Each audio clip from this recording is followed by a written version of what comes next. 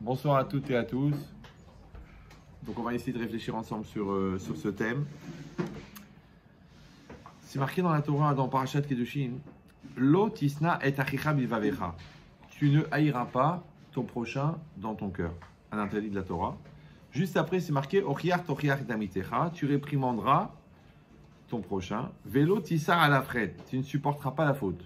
De là, les chachamim ils apprennent que si quand tu fais une tochacha, une réprimande, tu fais tellement honte que la personne, elle se sent très mal, alors à ce moment-là, c'est toi qui as fait une faute. Vélo tissé à la fraise, c'est-à-dire que tu ne vas pas supporter la faute de lui avoir fait honte, soi-disant pour l'aider à lui faire tes choux.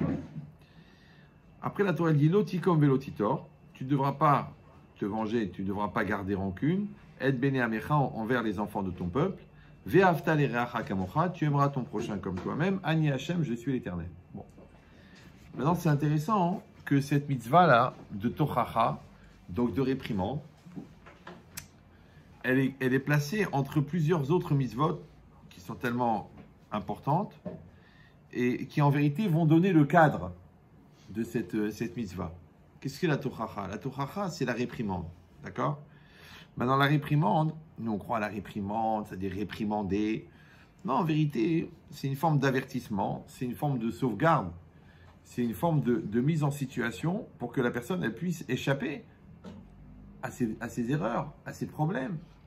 Surtout que les trois quarts des gens, au Hachem, ils sont intelligents et que souvent, après la bêtise, après la colère, après les nerfs, ils vont dire si j'avais su, pourquoi tu m'as pas prévenu? Ouais, j'avais pas compris, je me rendais pas compte, je savais pas la gravité. C'est-à-dire que c'est dommage, puisque comme tu sais que Bedi Eved, a posteriori, tu vas regretter. Donc, c'est dommage qu'a priori, tu te braques, tu te bloques et tu fais la bêtise. Même si vous non. C'est pour ça que c'est marqué Rechaim mleim charatot. Les Rechaim sont remplis de regrets. Mais on sait quoi un regret? Un regret, c'est comme un remords. C'est une forme de mort à répétition. C'est-à-dire que tu mords et tu remords. Oui. Maintenant, normalement, on ne devrait jamais avoir quelque chose à regretter, puisqu'on fait tout a priori. Donc, comment t'es amené à regretter? Parce que, sur le moment, j'ai pas réfléchi. Je me rendais pas compte. Et puis, j'étais énervé. Et tu m'as poussé à bout. Et, ok, toutes les raisons qu'on peut d'avoir un comportement débile. Mais, il faut savoir que la question, elle est que devant la réalité, si vous croyez en Dieu, non? Ouais. J'ai expliqué déjà 1 million de fois que la croyance, c'est pas simplement de manger cachère et de faire les mitzvot et de se couvrir la tête et de faire Shabbat et d'étudier la Torah. Ça, c'est normal puisque tu es juif. Donc, en vérité, ton père, à la Mila, a coupé court à la discussion. Ouais. Non, la croyance, c'est d'accepter en temps réel que la réalité qui est en face de moi, elle est adaptée à moi. Vous me suivez ou là? Ouais. Maintenant, le fait que cette réalité soit adaptée à moi, donc qu'elle me concerne, ne veut pas dire pour autant que moi, je suis adapté à elle. Et en fait, on passe notre vie à s'adapter à notre réalité. Genre, je sais que c'est ma femme, je sais que c'est mon mari, il n'y a pas d'erreur. Mais les nerfs, le stress, les malentendus, les souffrances, les déceptions, les mélanges, la belle-mère, la mère, la truc, la sœur... Mais en vérité, tout ça, c'est quoi? C'est que déjà, tu n'as pas accepté que c'est ta réalité. Ouais, c'est comme ton fils. Il dit, ouais, il m'énerve, les trucs, il me pousse à bout. Je comprends pas, je suis très déçu, c'est pas du tout. Ça, c'est les gènes des beaux-parents. Ouais, il ment, il triche, il truc. Mais son seul défaut, c'est qu'il vient de toi. Vous savez ça? Ouais. On peut pas tricher avec l'ADN. Parce que l'ADN, c'est Aleph, Dalet, Noun, et le Yud de la Chorma, ça fait Ado. Ah, c'est ton ADN. Ouais. Donc, ça veut dire que l'enfant, c'est une question pour toi, et toi, tu as une question pour lui. Maintenant, tu peux continuer à baratiner. J'ai pas les nerfs, ça me stresse. De toute façon, j'ai tout essayé. De toute façon, il est fou. De toute façon, il est ETH, DTH, je sais pas quoi. C'est ton fils. Donc, si tu crois en Dieu, c'est une question pour toi. Tu dis, ouais, mais je suis pas seul, hein. Il y a aussi ma femme. Oui, on a déjà répondu à ça. Je suis fatigué d'entendre toujours les mêmes choses. On dirait que les gens ne veulent pas évoluer. Quand on est seul dans une situation, on est concerné à 100% par 100% de la situation. Quand on est deux, on est concerné à 100% par 50% de la situation. Ça y est, on a fini les conflits. Parce que qu'est-ce qu'ils font les gens? Hop, il dit, ah, c'est de ta faute. Hop, ils sortent, tranquille, détente, j'ai rien à voir. Bah, t'étais là pour la conception, non? Je ne l'ai pas fait dans une éprouvette. Alors, on l'a fait ensemble, on le gère ensemble. Maintenant, quelle différence entre un enfant qu'on doit gérer ensemble, entre un événement qu'on doit gérer ensemble, entre une erreur que tu as fait de me foutre l'archouma devant tes copains qu'on doit gérer ensemble, entre une bêtise que tu as fait confiance à un voleur qui nous a entraînés dans une embrouille d'escroquerie. Maintenant, on est dans la même galère, on est tous ensemble. Donc, on est toujours deux. Si on est trois, on est trois. Si on est quatre, on est quatre. Et on va diviser le pourcentage de 100% par 25%, par 30%, par... Vous avez compris ou non? Donc, il faut arrêter déjà le déni de réalité de croire que j'ai rien à voir avec ça. Et c'est toi qui es folle et c'est toi qui es fou. Et moi c'est pas mon problème. Moi, je m'occupe de la part de ça. C'est toi qui t'occupes du rhinour. Il faut arrêter ça. Il faut arrêter. Parce que sinon, qu'est-ce que le bon Dieu t'a foutu là? Et si tu ne crois pas en Dieu, en physique quantique, on dit qu'une masse de particules organisées ne peut être en harmonie avec la réalité qui l'entoure que si elle-même, elle est adaptée à cette réalité. Ça, c'est de la physique quantique. C'est-à-dire, c'est même pas pour les juifs. Ouais. Donc, c'est logique. C'est ou tu es scientifique ou tu es croyant. Sinon, ça veut dire que tu suis Cyril Hanouna trop régulièrement. D'accord? Il faut que tu décides de quel côté tu es. Mais en tout cas, tu ne peux pas dire j'ai rien à voir. Donc déjà, ça, c'est une base très importante que c'est ma réalité. Déjà, je ne vous dis pas les années qu'on a gagnées là. Ouais. Premièrement. Deuxièmement, il faut savoir qu'un défi, une situation, plus tu la fuis, plus elle te rattrape. Vous me suivez ou non? L'enfant, il est malade avant la naissance. Il t'appelle, occupe-toi de moi, prie pour moi. Après, il y a 10 ans, il fait une crise bizarre. Ça veut dire occupe-toi de moi. Après, à 14 ans, il fait une crise. Ça veut dire occupe-toi de moi. Après, à 17 ans, il part en sucette. Ça veut dire occupe-toi de moi. En fait, l'enfant, il t'appelle tout le temps. Maintenant, de vous à moi, ne le prenez pas mal, je vous aime tous. Je sais que vous avez sacrifié une soirée télé, c'est pas évident. Mais quelle différence entre l'enfant qui est devant toi et l'enfant qui est en toi? Vous me suivez ou là? C'est-à-dire que normalement, nous, on est censé s'occuper de fabriquer l'adulte en nous qui s'occupe de l'enfant en nous. C'est ça le moussard. Le moussard n'est pas une marque de moussard rasé. Ouais. On a une Stéphanie dans la salle. Pardon, j'ai pas compris. Laquelle? Mais c'est filmé. Ah, donc vous voulez qu'il l'entende absolument. J'ai compris. Donc l'idée c'est quoi? C'est que on doit éduquer l'enfant qui est en nous avant d'éduquer l'enfant qui est devant nous. D'accord?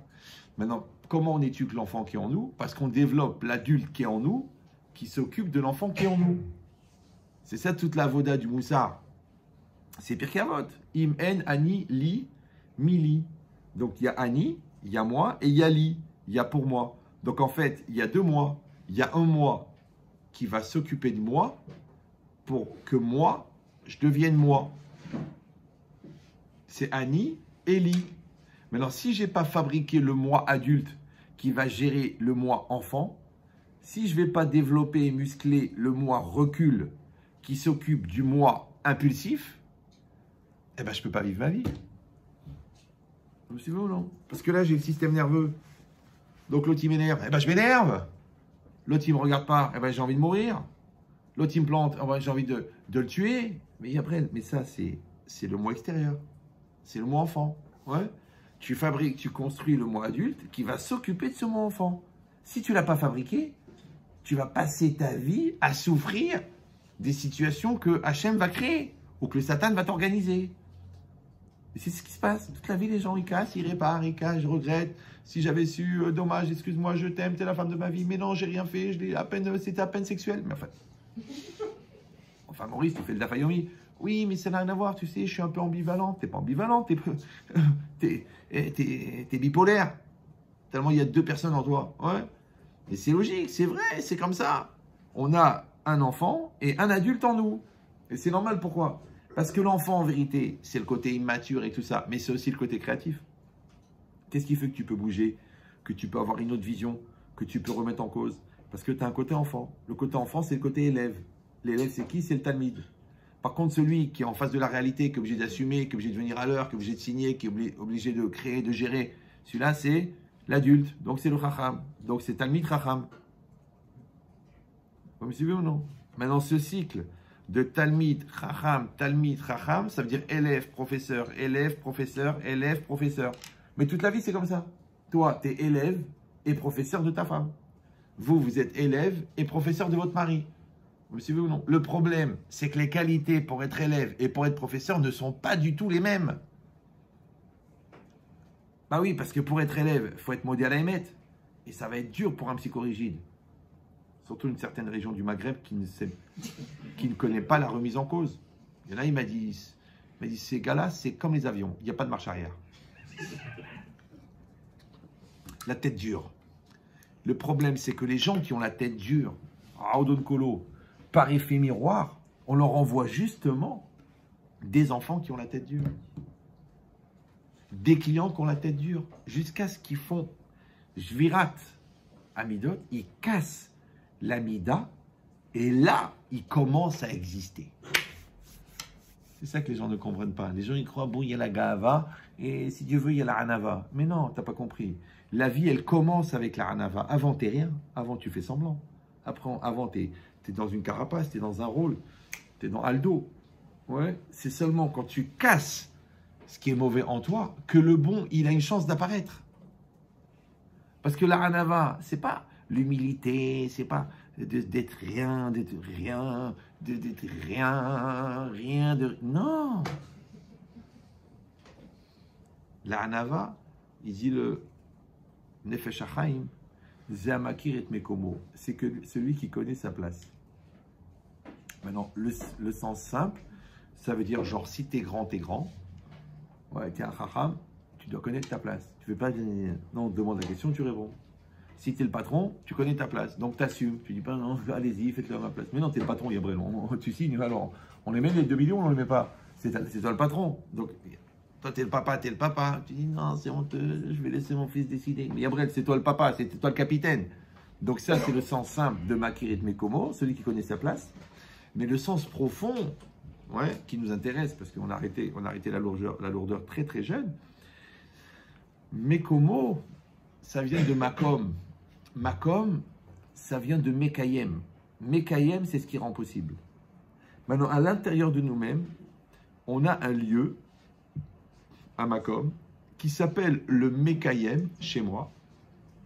Et c'est ce qui rend possible tout. Ce qu'on appelle le lève.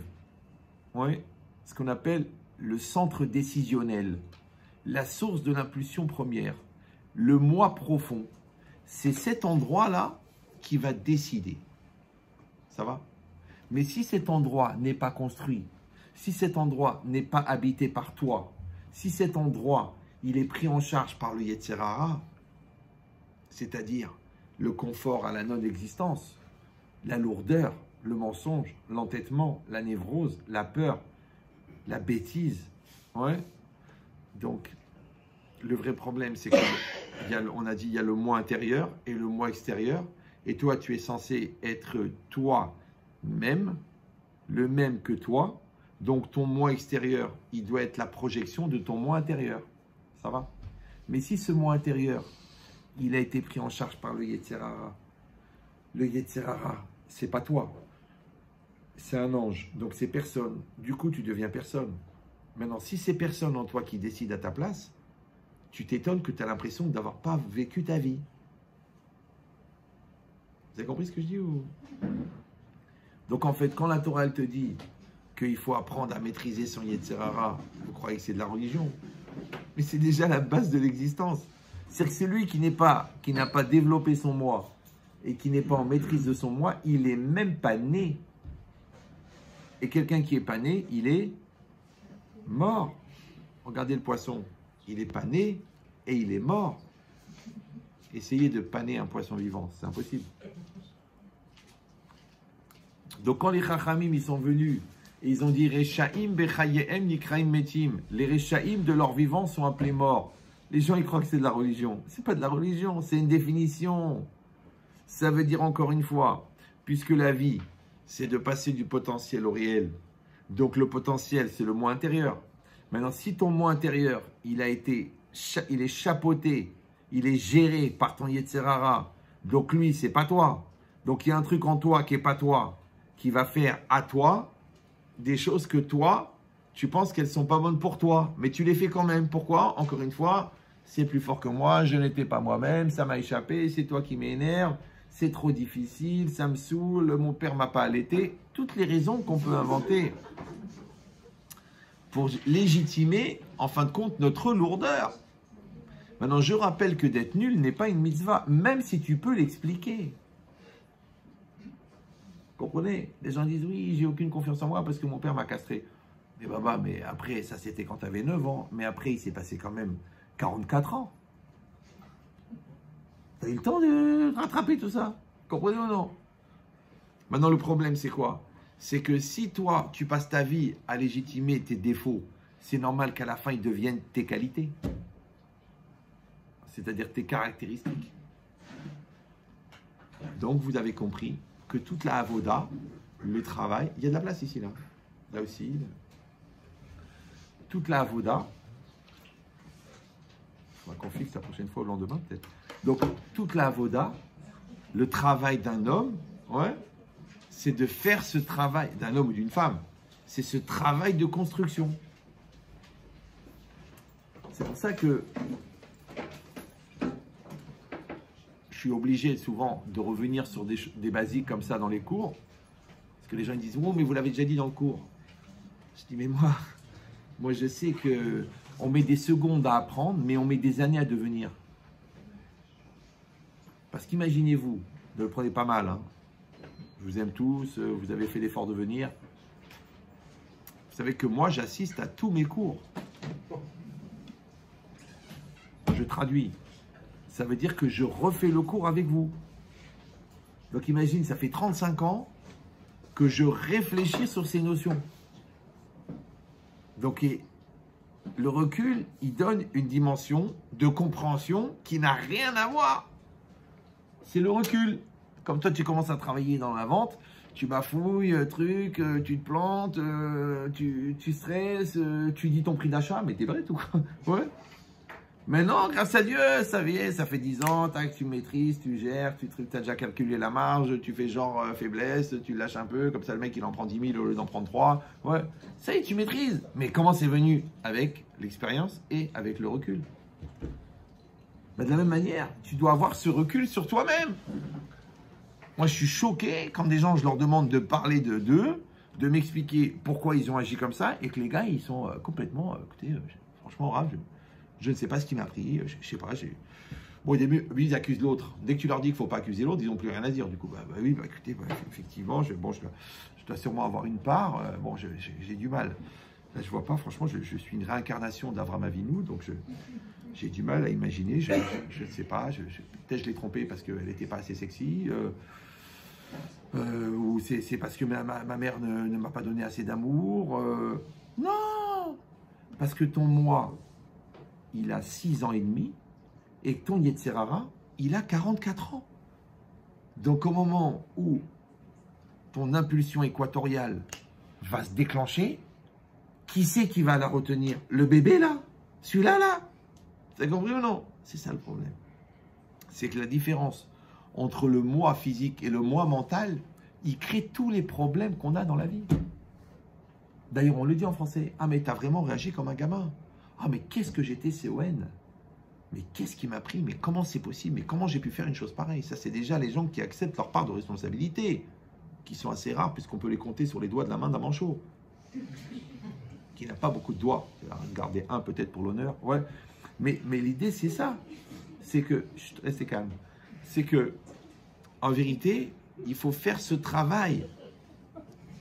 Ça va? J'ai pas dit un bras, j'ai dit un doigt. D'accord? Bon.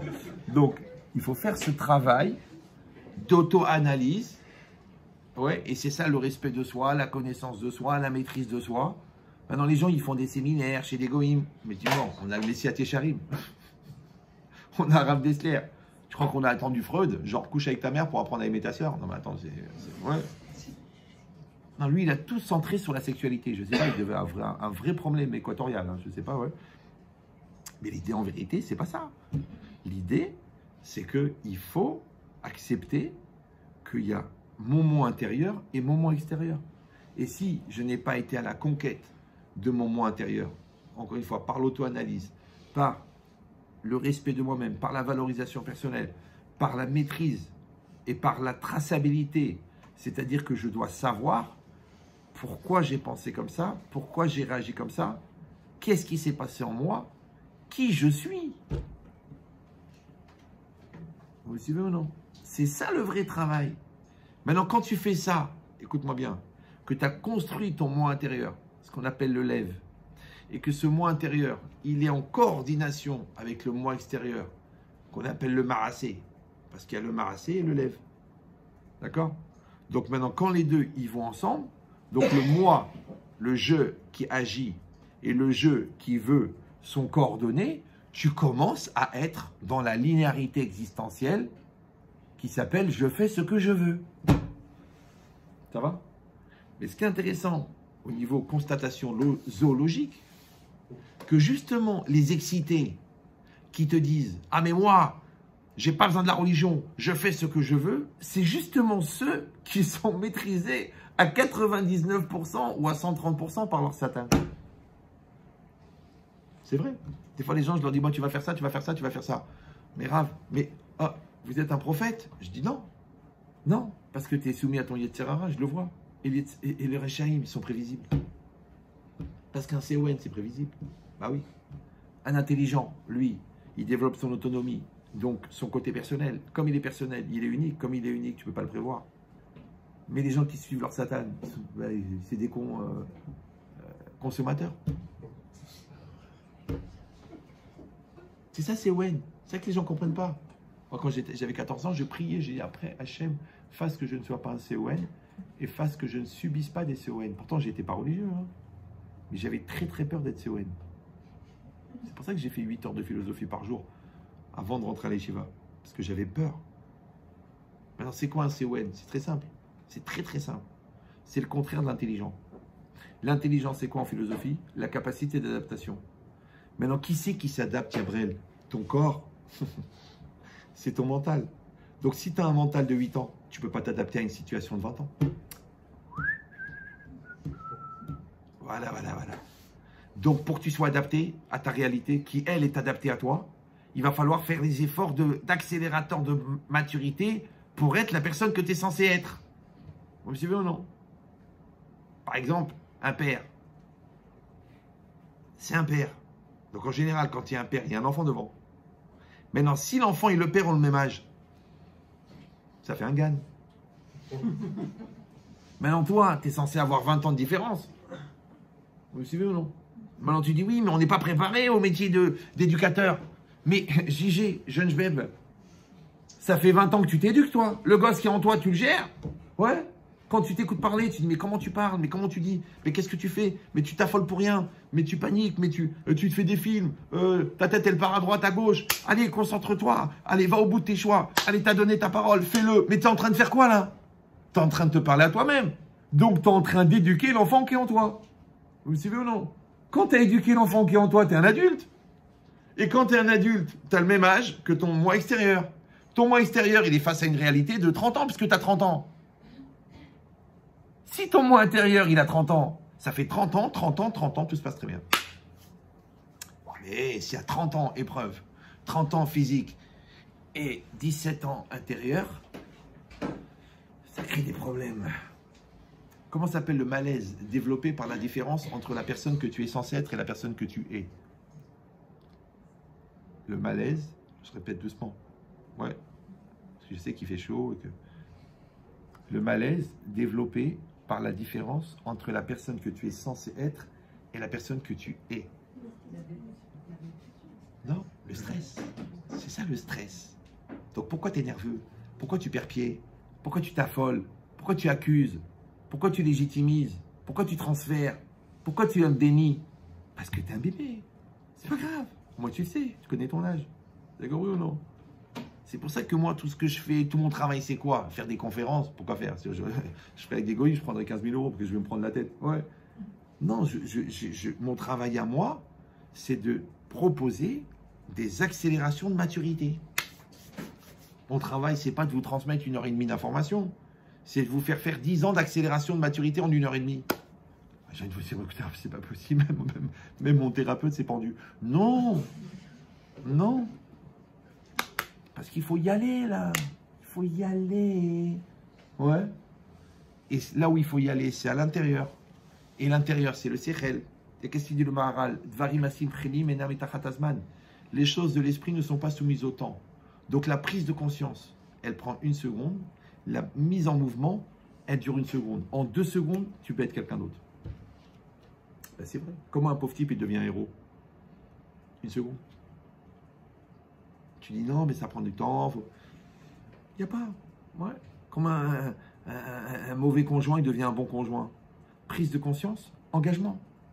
Moi, j'ai dit aux gens, je dis, mais au lieu de vous prendre la tête, oui, toi, les Tunisiens, après, la souffrance, ta mère, ta race, ta truc, ton père, il est parti avec les enveloppes. Écoute, chef. Numéro 1, c'est pas de ma faute. Numéro 2, ça fait 22 ans. Et ouais, jusqu'à quand on va revenir avec ce dossier? Alors, qu'est-ce que c'est un dossier qui dure et qui n'apporte rien? Vous savez ou non? Non? Un prétexte. Donc, le Yetzer Hara, pour t'empêcher d'aborder les vrais problèmes, il te coince sur des faux problèmes. C'est comme le mec, tu lui as pris tes 10 000 euros, il a juré sur la tête de sa mère qu'il te les rend demain, ça fait 8 ans. Donc tu lui dis, quand est-ce que tu me les rends? Il dit, arrête de me stresser, je te préviens, si tu continues à m'appeler, je ne te rendrai jamais.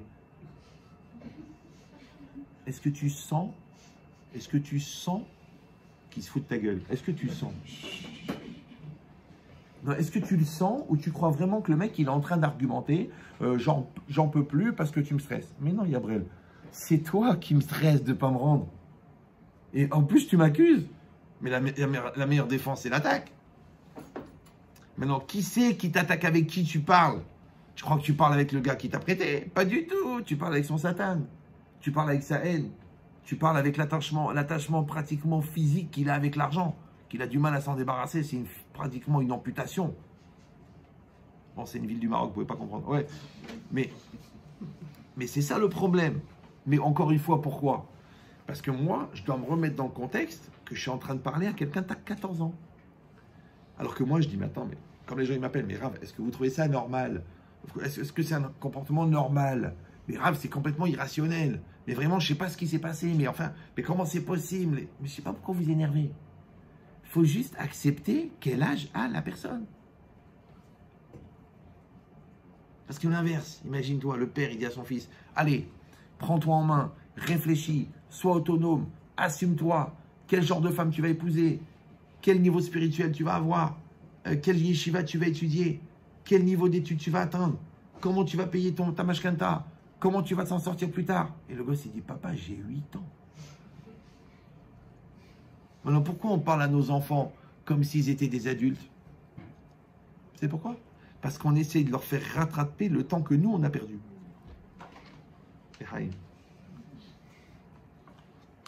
Maintenant, de la même manière, qu'au moins je refuse de voir que l'enfant, il est petit, ouais, et moi je refuse de voir que l'autre avec qui j'ai des problèmes, il est petit. Mais tout ça, c'est un effet miroir pour que moi, j'accepte que moi aussi, je suis petit. Parce qu'on n'est pas là pour juger l'autre. On est là pour s'auto-gérer. Donc quand je dis, écoute, je reconnais que j'ai un problème de peur, je reconnais que j'ai un problème d'obstination, je reconnais que j'ai un problème de communication, ouais, j'ai déjà posé la base. Maintenant, sur cette base, je peux travailler. Maintenant, qu'est-ce qu'il fait l'Yetzer Hara? Comme il me fait faire des bêtises par impulsion, d'accord? Et ensuite, il empêche la teshuva. C'est-à-dire, il empêche la remise en cause. C'est pour ça que Chouva, c'est les mêmes lettres que Boucha. Et c'est quoi la Boucha? La Boucha, c'est la honte. Et c'est quoi la honte? La honte, c'est la souffrance de me rendre compte que je ne suis pas ce que je montre. Maintenant, les 3/4 des gens, malheureusement, comme ils ne sont pas eux-mêmes, ouais, eux, leur moi extérieur, le même que leur moi intérieur, donc ils sont eux, les mêmes que l'autre. C'est-à-dire qu'ils vivent dans le regard de l'autre.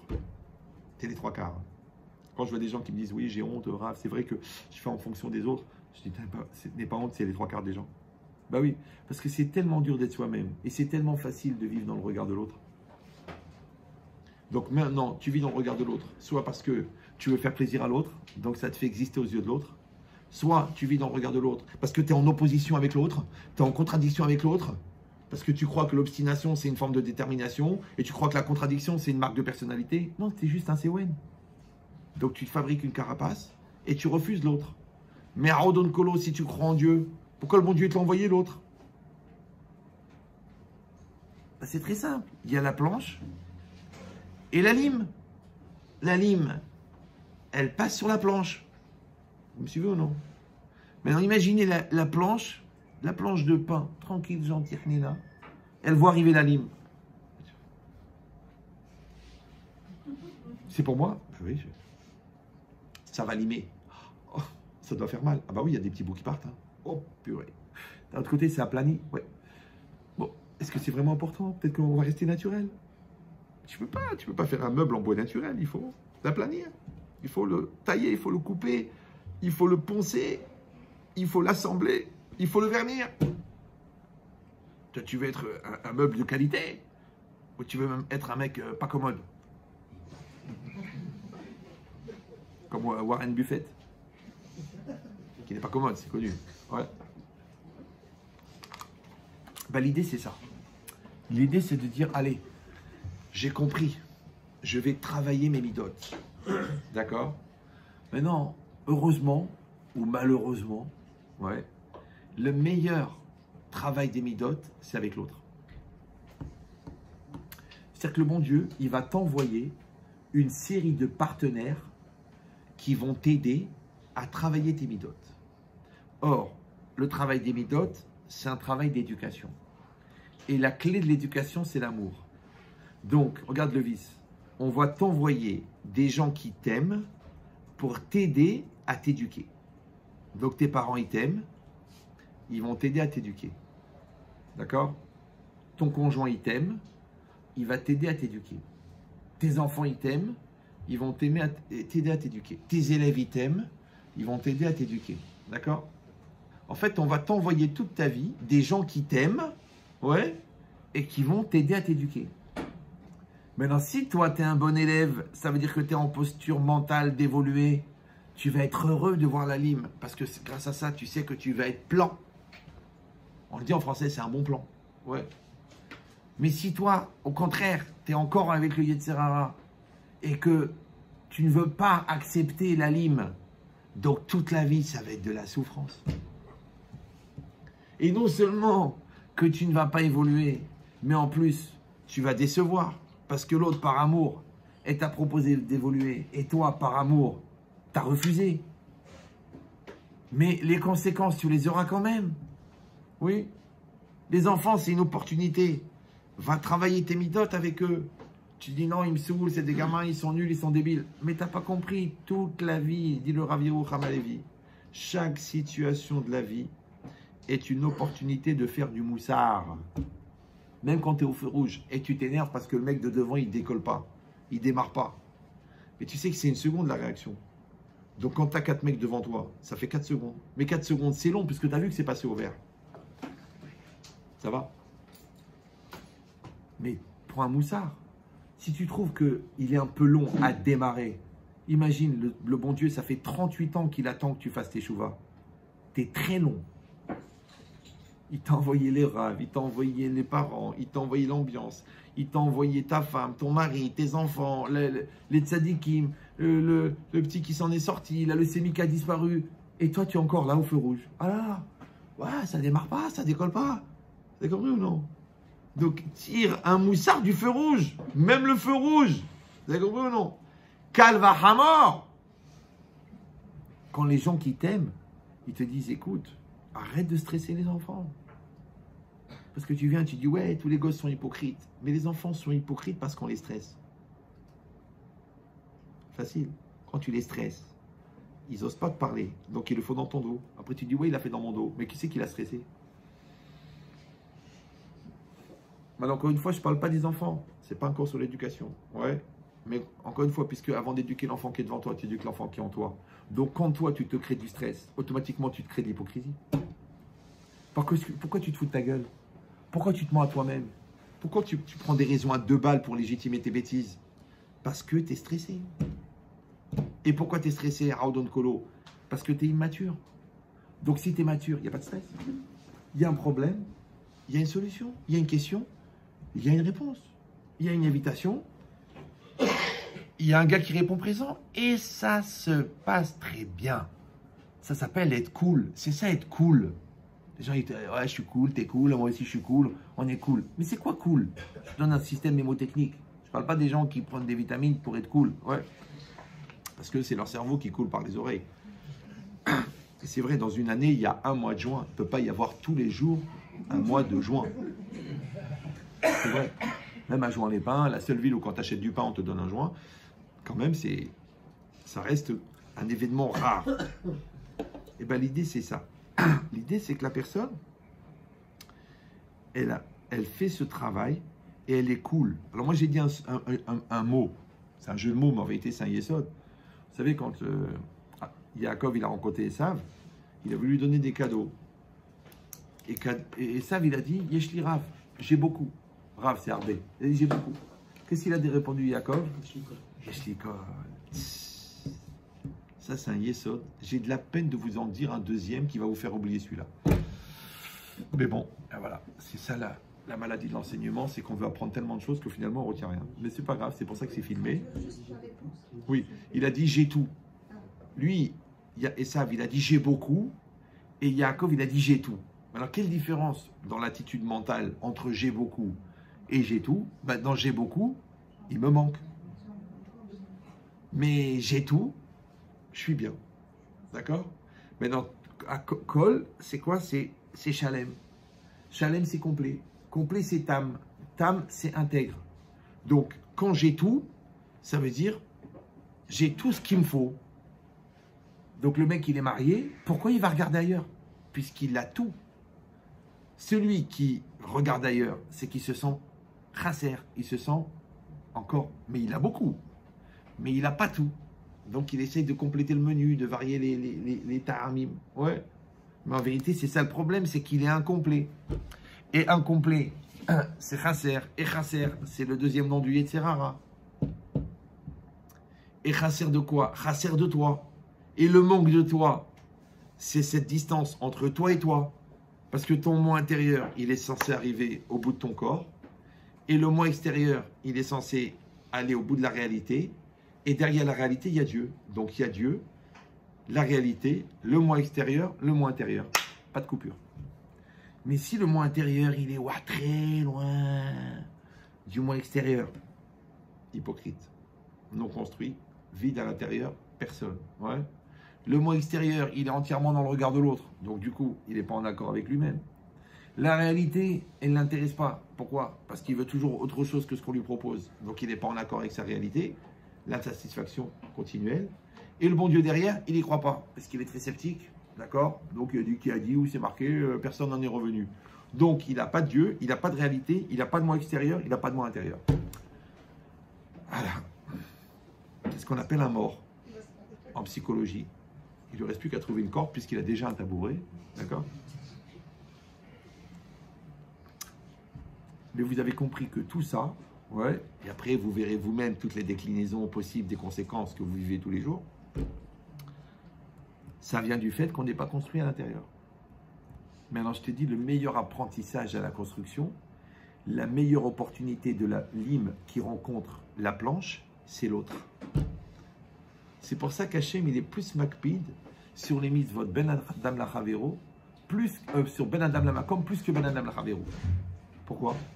Parce que, tu sais, si par erreur, tu as allumé la lumière Shabbat et que ça te fait vraiment de la peine, parce que tu as une sensibilité, ou si quelqu'un, il a touché ta fille, tu n'as pas du tout la même sensibilité. Tu sens qu'il va mourir vite. Pourtant, tu peux lui dire, bah, ça c'est une avéra, ça c'est une avéra. Les deux, c'est Mina Shamaï. Tu t'es retourné ta main à la lumière, parce que tu t'es préparé à la sensibilité de Shabbat. Et l'autre, Hazvé Shalom, il a touché ta fille. Bon, ça peut arriver de dormir chez une copine. Manque de peau, le grand frère, il est un peu malade dans sa tête. Toi, tu dis oui, pourquoi? Il n'y a pas de pourquoi. Voilà, ça c'est arrivé. Voilà, c'est factuel. C'est ce qui s'est passé. Maintenant, toi, tu vas mesurer cette question, toi par rapport à ta fille, comme toi par rapport à l'interrupteur du Shabbat. Alors, comment ça se fait que là, tu es hypersensible? Parce que ça passe par l'autre. Vous me suivez ou non? Et dans tout, c'est pareil. Ouais. Si toi, par exemple, tu te rends compte que tu as une tâche ici, tu te dis, oh putain, j'ai rendez-vous dans 5 minutes, j'ai une tâche, ça dérange. Mais si il vient te voir et te dit, oh là, t'as une tâche, oh la honte, l'archevêque, mais c'est quoi ça? Pourquoi tu as envie de mourir? Au niveau réel, c'est la même chose. Tu as une tâche sur le costume. Pourquoi quand ça vient de quelqu'un d'autre, c'est insupportable? C'est vrai ou non? Si toi, tu te rends compte que tu as dit une bêtise, tu as dit une bêtise. Mais si quelqu'un te fait remarquer, tu veux qu'il meure maintenant. Pourquoi? C'est qu'en vérité, l'autre, vous avez compris que l'autre, ouais, c'est la plus grande épreuve. Ça va? Mais comme dans la Torah, les épreuves, c'est fait pour évoluer, donc ça veut dire que l'autre, c'est la plus grande opportunité d'évoluer. Donc, si au lieu de tomber dans le piège de l'autre, tu sublimes l'autre, tu deviens grand. Plus grand qu'avec les mitzvot Ben Adam la Makom. Ça va? C'est pour ça qu'il y a une Gemara incroyable dans Shabbat.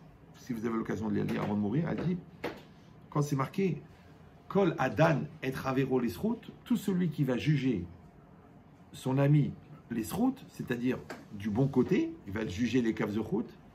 Alors c'est marqué Danin Oto l'Esrout. On va le juger du ciel du bon côté. Tu dis, mais quel rapport? Moi, je juge mon copain du bon côté. Je suis très sociable, je suis sympathique, j'aime tout le monde.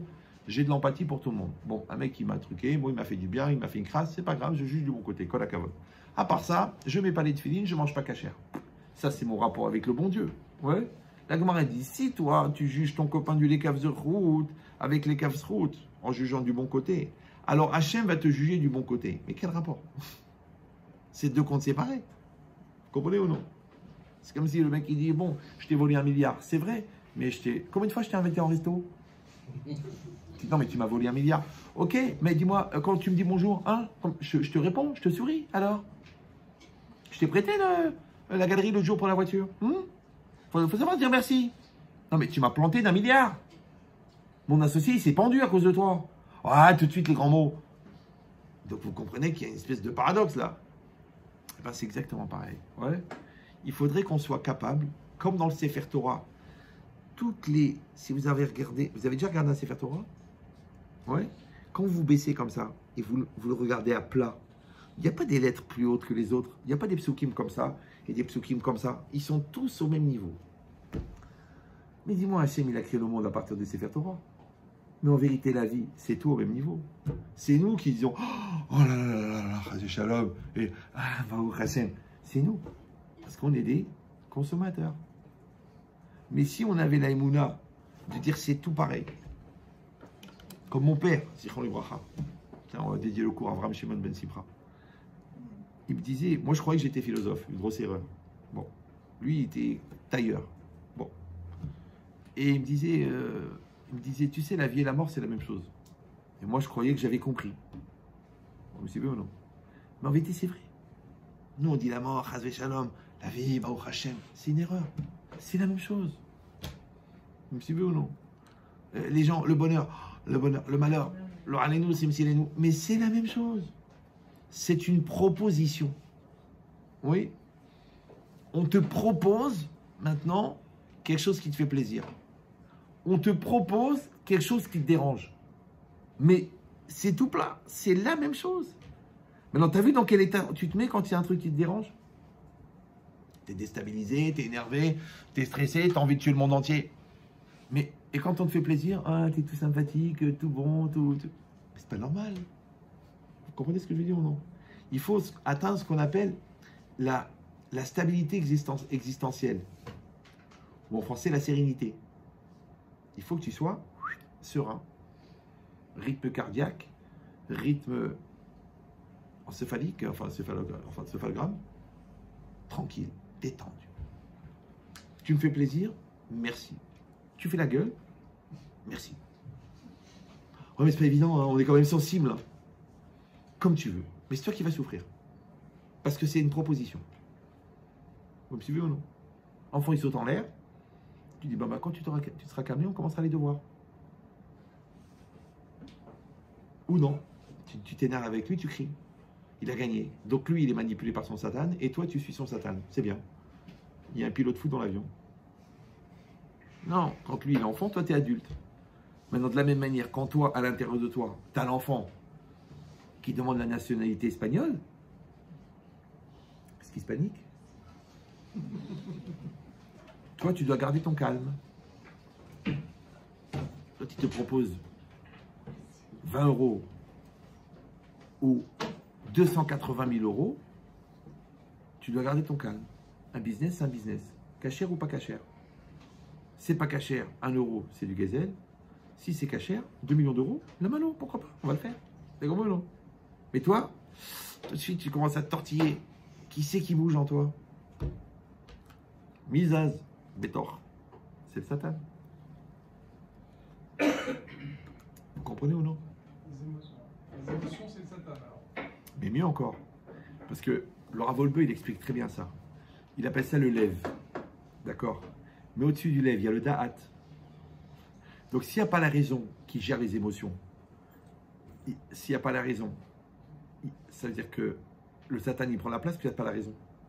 Donc du coup, tes émotions, au lieu de devenir un outil pour comprendre le fond des choses, ils deviennent un piège pour faire des erreurs. Donc c'est pas que les émotions, c'est le Satan. C'est la gestion des émotions qui est ou le toi ou le Satan. Donc si tu n'as pas développé le lève, le da'at, la maturité, l'arrière shamaïm, la dimension adulte, la maîtrise de soi, automatiquement, parce qu'il n'y a pas de vide. Ouais. Donc si c'est pas toi, c'est lui.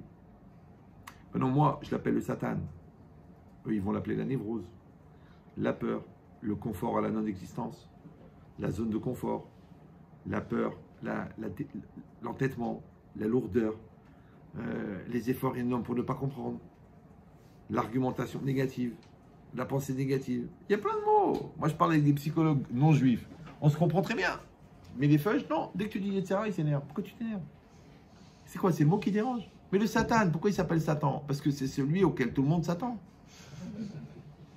Donc celui qui s'attend ou s'attend n'a pas de surprise. Maintenant, les gens qui sont surpris, mais comment j'ai pu faire une chose pareille? Mais je crois pas, je suis marié, mais je suis fou, je suis malade, mais qu'est-ce qui m'a pris? Je suis en train de m'exciter sur une gosse de 8 ans. Tu dis, mais t'es un malade. Mais non, chas v'shalom, mais t'es fou, mais de l'autre côté, elle est vachement bien foutue. Mais t'es un malade.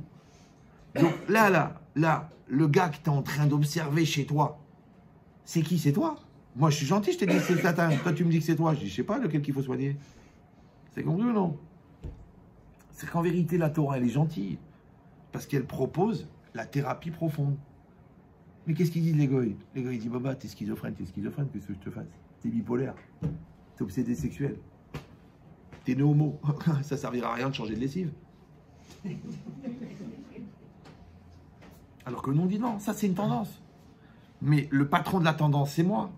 La voiture, elle peut aller à gauche, elle peut aller à droite. Mais est-ce qu'il y a un mec qui tient le volant? Ah non, c'est pas évident, c'est difficile, j'ai pas confiance en moi. Bon, bah écoute, alors choisis la date de ta mort et achète un kéver, parce que tu vas mourir. Tu dis non, je tiens le volant. Vous me suivez ou non? Donc c'est le lève ou le da'at, ça dépend comment on l'appelle. Non, c'est le da'at qui gère le lève. De la même manière, en vérité, c'est l'adulte qui gère l'enfant. Maintenant, comment cet enfant-là, comment ce côté adulte, il devient adulte? Parce qu'il est confronté à des choses qui l'obligent à grandir. On appelle ça en français les responsabilités. Et en hébreu, on appelle ça les épreuves. Maintenant, quand les épreuves, elles viennent par la réalité, les épreuves, elles viennent par l'autre, et bien bizarrement, les épreuves qui viennent de l'autre font grandir beaucoup plus vite que les épreuves qui viennent par la réalité. Parce que tu marches dans la rue, tu glisses sur une peau de banane, paf, tu te mets un coup sur le derrière, on va dire d'une échelle, sur l'échelle de Leicester, entre 0 et 18, de 14. Donc tu as bien mal, tu as un bleu qui n'est pas joli, tu n'as pas envie de le montrer. Ouais. Mais si un gars, il te met un coup de pied de la même intensité 14 et que tu as le même bleu, tu n'as pas du tout la même réaction. Parce que quand tu regardes dans la glace, quand tu as glissé par terre, tu ne vas pas t'engueuler avec le par terre. Tu ne veux pas venir la nuit avec un marteau-piqueur pour dire je lui fais sa race. Tu dis non, qu'est-ce que tu dis? Ben écoute, j'ai glissé, autant pour moi. Ouais. Mais si c'est un gars qui t'a mis un coup de pied, mais lui, sa famille, ses descendants, ils vont tous mourir. Je dis, mais c'est quand même bizarre. Dans l'absolu, tu as reçu le même coup de pied. Vous suivez ou non? C'est ça. Si vous avez écouté le cours sur la rancune et la vengeance de Ben Chetrit, je vous donne juste un petit élément qui va vous faire gagner au moins 10 ans de haine. C'est qu'en fait, l'événement qui t'arrive, l'événement qui t'arrive, Emina Shamaim, est totalement la projection de tes bêtises. Mais l'accomplisseur de l'événement, ça c'est un gars qui avait un libre arbitre. C'est que le bon Dieu il dit, tiens, Maurice mérite une capara 10 000 €. Il fait un appel d'offres. Les Rishaïm, il lève la main, il dit, moi je suis prêt à le planter. Baruch Haba Bekom, vas-y. D'accord ou non? Maintenant lui, il avait libre arbitre. Il pouvait ou non me truander. C'est son choix. Maintenant moi, que ce que je lui en veux à lui? Mais lui, il est rien, c'est un exécutant. Tu dis, mais comment il est exécutant? Ben oui, parce qu'il avait une mission à remplir. Qui c'est qui lui a donné la mission? Le Yetzirah. Mais qui c'est qui a déterminé la nécessité de la mission? Le bon Dieu. Par rapport à quoi? À tes actes. Donc en vérité, tu reçois ce que tu mérites. Lui, c'est l'exécutant. Ouais. Mais le commanditaire, c'est toi. Et l'événement, il est Mina Shamaim. Donc il faut séparer l'événement et l'exécutant. Mais qu'est-ce qu'ils font les gens? Ils ont un problème avec quelqu'un, ils font porter 100% de la responsabilité à celui qui a fait l'événement. Mais lui, c'est rien. C'est comme si un chien il te mord et tu dis, ouais, il a fait exprès. Mais c'est un chien. L'autre, il te frappe avec une matraque, t'attaques en procès la matraque. Mais la matraque, il y avait un mec qui la tenait. L'autre, tu l'as énervé, tu l'as insulté sa mère, il t'a défiguré. Tu dis, ouais, il m'a défiguré, mais t'as insulté sa mère. Mais ferme ta bouche. Si t'es pas champion de karaté, fais cette mitzvah accessible à n'importe quel niveau. Ferme-la. L'autre, il charrie sa femme toute la journée. Bon, ben, elle a trouvé un gars qui lui fait que des compliments. Tant pis pour toi. T'as ton mari, on dit, dis-lui qu'il est beau, dis-lui qu'il est sympathique, dis-lui. Non. Une jeune femme de haut niveau. Mais la secrétaire est généreuse en compliments. Donc le mec, automatiquement, il est conditionné par une chenfa à la maison et attiré par une hnina au bureau. Dis-moi, il va tenir combien de temps? Même Yosef, il a failli craquer. Alors, je sais ce que vous allez dire. Ah bah, c'est encore de ma faute. Voilà. C'est encore de ma faute. Voilà les rabbins. Voilà, ils t'accusent. Mais non. Je ne remets au carré. Mais non. Parce que toi, c'était une épreuve pour toi que tu étais Shmenfa, ou Shmenfa, c'était ton épreuve à toi. Ouais, il fallait sourire, tu as fait la gueule. Et lui, il fallait qu'il suscite chez toi le besoin d'être sympathique. Et de ne pas prendre mal le fait que, en fait, tu étais en dépression, mais ça, tu ne le savais pas. Ouais. Donc, lui, c'était une épreuve pour toi et toi, tu étais une épreuve pour lui. Quand tu as compris ça, ça se passe en autonome, ça se passe en interne, on règle le problème et c'est terminé. Mais toi, non. Non. L'âme Shonfa, tu as été voir ailleurs. Et toi, la gueule, ouais, tu l'as fait au mauvais. Tu as un problème avec toi-même, tu as un problème avec ta mère. Pourquoi tu transfères? Va ton psy. Vous comprenez ce que je dis ou non? Pourquoi, encore une fois? Parce que l'autre, c'est la lime et toi, tu es la planche. Mais est-ce que tu es prêt à passer la lime? Est-ce que tu es prêt à grandir avec tes enfants? Est-ce que tu es prêt à grandir avec ton mari? Est-ce que tu es prêt à grandir avec ta femme? Est-ce que tu es prêt à grandir avec les épreuves? Est-ce que tu es prêt à grandir avec la maladie? Est-ce que tu es prêt à grandir avec la alia? Tu es prêt à grandir ou non? Si tu dis non, non, ben, tu sais ce qui se passe quand on ne va pas à l'école? On redouble. Après, les gens me disent, mais Rabbi Chetrit, comment ça se fait que j'ai toujours les mêmes épreuves? Tu redoubles. Le mec, il me dit, je me remarie. Dites-moi, Psartek. Je dis, ok, mais est-ce que tu as tiré les leçons de ton premier divorce? Il me dit, non, mais j'étais marié qu'une folle. Je fais, tu sais, les torts sont partagés. Tu devrais quand même tirer des leçons. Non, j'ai bien expliqué. Puis Laura, avec qui je fais tous les dons, il m'a tout expliqué. Ah, d'accord. Après, il m'appelle un an après, il me dit, Rav, je suis maudit. Pourquoi? Il m'a dit, j'ai exactement les mêmes problèmes qu'avec la première. Je dis, Baba, même cause, mêmes effets. Ça va? Mais encore une fois, si tu crois en Dieu, donc tu sais que tu es cause et tu as effet. Cause, effet. Ça s'appelle la loi de causalité. Ça s'appelle en français le sens des responsabilités. Maintenant, si au lieu de t'énerver sur les conséquences, t'essayais d'analyser les causes, comme je t'ai dit tout à l'heure, le gosse, tu le stresses, il est hypocrite. Non, le gosse, tu lui donnes une vision dégueulasse de la religion. Le mec, il rejette tout. Le gars à la maison, c'est les nerfs, les crises, les insultes, les gros mots, les trucs. Mais il n'a pas envie de se marier. Pourquoi? Pour reproduire cette tralala. Il a peur. Et après, sinon, il va refaire la même chose chez lui à la maison parce qu'il va croire que c'est comme ça qu'il faut faire, parce que père, c'est repère. Après, tu dis, mais moi, c'est pas ce que je voulais. Mais c'est parce que l'autre, elle m'énervait. Mais l'autre, elle t'énervait. Parce que par rapport à ton épreuve à toi, tu arrives à dépasser l'épreuve et être un gars extraordinaire malgré qu'on t'énerve. Fallait que tu sois une femme parfaite malgré les difficultés. Parce que c'est ça la vie. La vie, c'est qu'on a le choix entre le bien et le mal et on dépasse. Mais toi, non. On t'énerve, tac, tu réagis. On dirait une grenouille, tu touches le nerf, paf. Ouais. On te parle mal, paf, tu te vexes. On toi, paf. Oh, oh, oh, oh. Colo. Où il est l'adulte? Où il est l'adulte? Maurice, reviens. Oh. Vous compris ou non?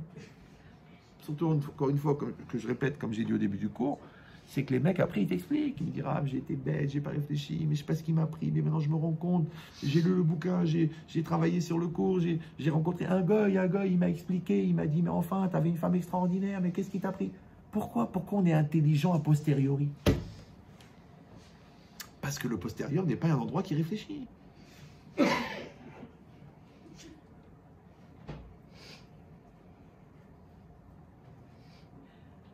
Tu réfléchis avec ta tête.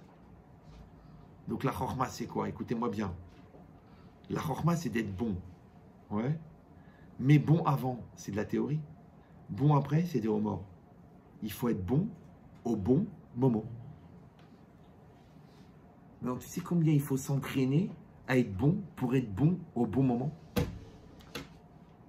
C'est-à-dire que non seulement tu ne dois pas réagir par impulsion à quelque chose qui te touche, non seulement tu ne dois pas en tirer des conséquences négatives qui vont te pourrir l'avenir, mais en plus de ça, tu dois pas seulement être mi-gaber, genre tu prends sur toi et tu dis rien.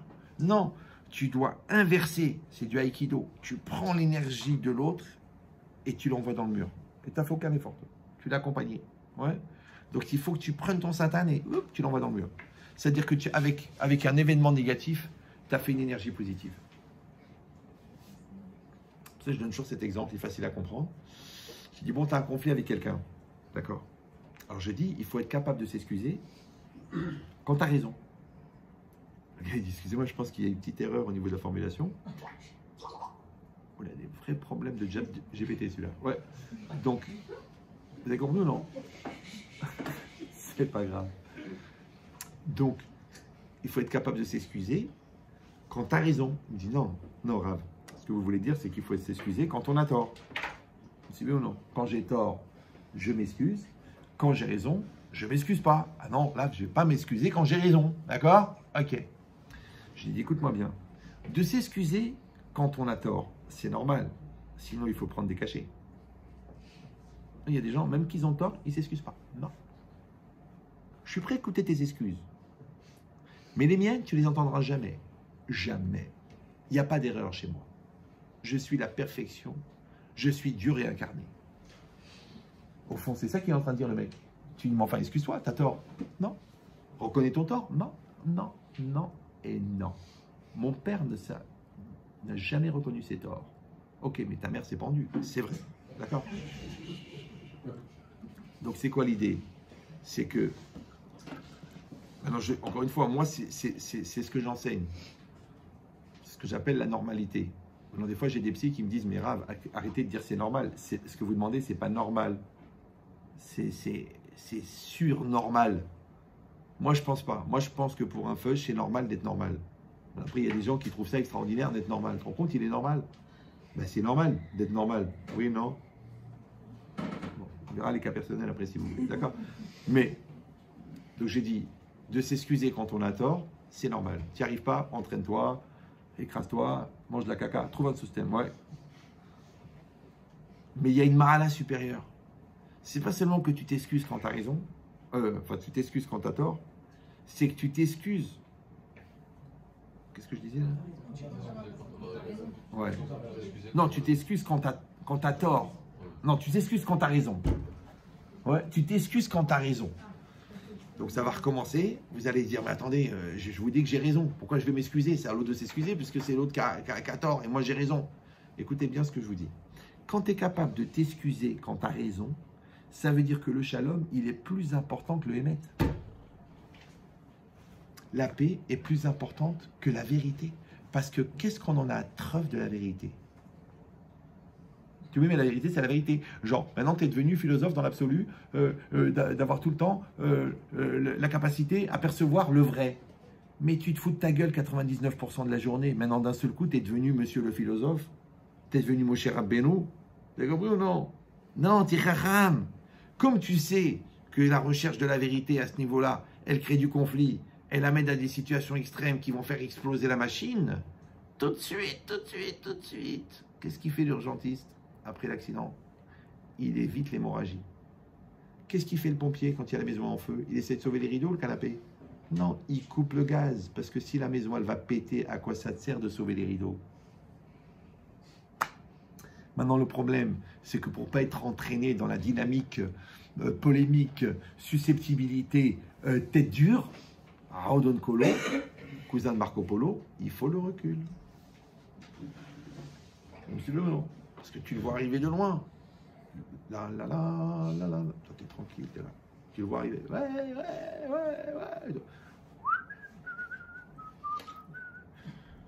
Il y a de la poussière, il y a un mec qui arrive. Hein. Il a l'air excité. Bah, qu'est-ce qu'on va faire? Bah, écoute, c'est pas grave, hein, t'as ton fusil à lunettes. Ouais, vas-y, tiens. Tu le veux tout de suite? Non, amène-moi un expresso. On a le temps. Il est là au moins pour 6-7 minutes pour arriver. Bon, la balle, elle va mettre 21 secondes, donc il va mourir. T'as du recul. Donc un jour, si Dieu veut, tu vas arrêter de vivre en spontané. Tu vas arrêter d'être en réaction. Et je vous le dis tout de suite, hein. Ce que je dis, c'est très très beau, c'est très mignon, c'est vrai, il a raison, le Rav. Mais moi, j'ai commencé, alors je ne sais pas, je sais que vous êtes beaucoup plus intelligent que moi, mais moi, j'ai commencé à l'âge de 14 ans.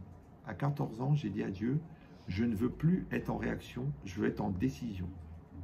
C'est un apprentissage long. Tu n'es plus en réaction. Je ne sais pas si vous me suivez. Tu es en décision. Maintenant, réaction, c'est quoi? Réaction. Réaction. Réaction, réagir. Si tu réagis, c'est que tu as réagi après quelqu'un qui a agi.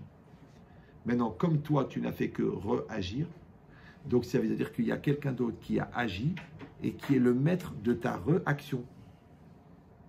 Maintenant, je ne sais pas quel niveau de dignité vous avez, quel niveau d'ambition vous avez, ouais, mais si je vous dis qu'il ne faut pas être un CON, mais le CON, il est manipulable. Donc si on a une dignité et qu'on dit je veux être à l'origine, je veux assumer mes conséquences parce que je gère mes causes, mais si toi tu viens en réaction, donc en fin de compte tu mets les causes entre les mains de l'autre, donc toi tu n'es que la conséquence. Après tu dis oui mais je m'énerve parce qu'on m'énerve, je me vexe parce qu'on me parle mal, je me fais rouler parce que je fais confiance. C'est une grosse question philosophique à laquelle vous pouvez réfléchir aux toilettes. Est-ce que ce sont les imbéciles qui génèrent l'émergence des malins ou est-ce que ce sont les malins en manipulant qui rendent les gens imbéciles? Vous me suivez ou non? C'est vrai qu'il y a une victime et c'est vrai qu'il y a un bourreau, mais le bourreau ne peut perpétuer son rôle de bourreau que parce que la victime, elle perpétue son statut de victime. Donc dans quelle mesure est la victime n'est pas complice du bourreau pour être victime du bourreau qui est en elle avant d'être victime du bourreau qui est devant elle?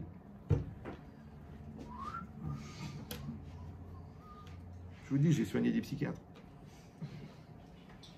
Vous comprenez ce que je dis ou non? Voilà. Donc au lieu de dire les maths c'est dur, va travailler.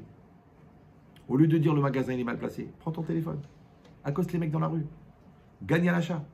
Arrête de nous saouler. Avec les circonstances, c'est pas évident pour tout le monde, j'ai pas grandi dans le bon milieu. Arrête. Parce que tu es en train de me dire qu'on n'a pas libre arbitre. Tu es en train de me dire qu'on est dans le mektoub. Tu es en train de me dire que tous les choix sont faits. Tu es en train de me dire que l'histoire elle est déjà écrite. Non. Les circonstances, elles sont déjà préparées. Mais ta réaction personnelle n'est pas préparée. On a décidé que tu vas épouser telle personne. Mais est-ce que ça va être the bonheur ou ça va être la guerre? Ça dépend de toi. On a décidé que tu vas gagner 100 000 euros cette année. Mais tu vas les gagner en bossant ou en foutant rien. En te faisant un cancer de stress ou alors en étant détendu et en allant voir les clients quand il y faut, de la bonne manière. on va dire, sympathique. Ça, c'est pas fixé, ça. C'est comme non. C'est-à-dire ton attitude par rapport à l'événement, c'est toi qui la fixes. Mais l'événement, il est fixé. Alors, je sais que c'est un peu réducteur quand même. On aurait voulu, nous, on a voulu le hasard absolu, les circonstances autoclivantes, les systèmes d'interactifs qui créent des circonstances au fur et à mesure qu'on bouge dans la réalité. Parce que là, je bouge par là, ben, ça fait des courants par là, et puis je bouge par là, ça fait des courants. Non, non, non, non, non, c'est trop compliqué. Bah, t'as oublié qu'on est 7 milliards interactifs. Donc les événements, ils sont fixés. Voilà, ce cours-là, il est fixé depuis la création du monde. Tu me dis, c'est choquant. Oui, si, il est fixé. Mais est-ce que vous allez évoluer ou dormir? Est-ce que moi, je vais faire un bon chiot de toutes mes forces? Ou je vais vous répéter un truc que je connais? C'est mon épreuve à vous, c'est votre épreuve à vous. Est-ce que vous allez rentrer à la maison en disant, tu as quand même compris que tout le cours était pour toi? Ou vous allez dire, écoute, moi, j'ai appris beaucoup de choses. J'espère que toi aussi, tu as appris quelque chose. Donc, est-ce qu'on va avoir une réaction d'adulte ou une réaction d'enfant? C'est pour ça que quand c'est marqué au Riyart, parce qu'il faudrait que je commence le cours, en vérité. C'est pas grave, le pire est à venir. Donc on a commencé à 9h moins 5.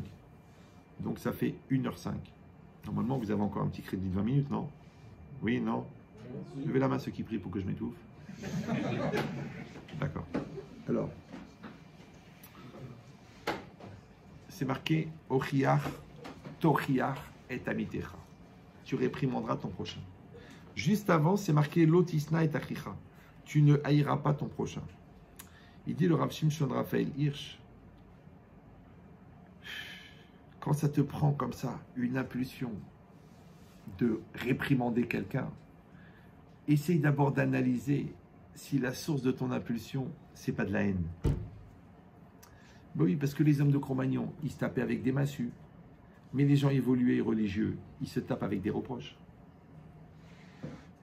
Je prends un petit marteau en or qui s'appelle Torah, et je te casse la tête.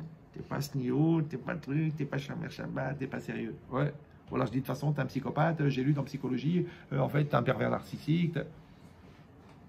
Mais je comprends pas, tu veux que j'évolue? Ok. Est-ce que c'est en me stratifiant mes erreurs et en les prenant bien dans la colle et dans le vernis que ça va évoluer? Donc si ton projet, il est vraiment de créer une évolution chez moi, ouais, on a dit tout à l'heure que le critère premier de l'éducation, c'est l'amour. Mais amour, c'est quoi? C'est Ahava. Et Ahava, c'est quoi? C'est la même gematria que Echad. D'accord? Donc Echad, c'est quoi? C'est de faire un. Donc Ve'ahavta, ça veut dire que tu feras un. Mais Sin'a, c'est quoi Sin'a? C'est la haine. Sin'a, ça ressemble à Snia. Snia, c'est deux. Donc l'amour, c'est de faire un, la haine, c'est de faire deux. Donc si tu as un comportement qui crée la fracture, ça s'appelle de la haine. Si tu as un comportement qui crée le rapprochement, ça s'appelle de l'amour. Maintenant, au moment où il te vient l'impulsion, encore une fois, à l'intérieur de toi, c'est comme si par exemple tu es très énervé du livret scolaire de ton fils. Tu es très énervé. Ne lui parle pas ce soir, à sourd. Tu dis oui, mais il faut pas te le faire quand il est chaud. Mais non, c'est toi qui est chaud et lui il n'est pas en fer. Donc tu vas le massacrer. Mais tu ne vas pas le massacrer pour l'éduquer, pour l'aider à se remettre en cause et devenir un bon élève. Tu vas te défouler de l'archouma que tu t'es tapé à l'école. Parce que le petit Cohen, lui, il a 19 de moyenne. Et le tien, il a 14. Donc tu dis, mais regarde le petit Cohen, prends exemple. Et le petit Cohen, il est né avec un crayon. Ça n'a rien à voir. Vous avez compris ou non? Lui, c'est naturel. Il parle, c'est une équation. Toi, tu parles, c'est un rho. Ça n'a rien à voir. Qu'est-ce que je te dis? On n'est pas tous pareils. Ouais. Donc ça veut dire, c'est quoi l'idée? L'idée, c'est que au moment où tu dois parler, au moment où tu dois agir, même au moment où tu dois penser à l'autre, réfléchis si l'impulsion qui a créé le mouvement chez toi, elle ne vient pas de la haine. Encore une fois, mais pas la haine, genre la haine que tu crèves. Non, on n'en est pas là. Ouais. Mais le mépris, ça suffit déjà. La distance, ça suffit. Le j'en ai rien à foutre, ça suffit. Le c'est pas mon problème, ça suffit. C'est déjà suffisant. Pourquoi encore une fois? Parce que je vous ai dit que le meilleur encouragement à l'existence, c'est l'existence. Maintenant, toi, tu vas exister. Toi, en tant qu'homme, tu existes.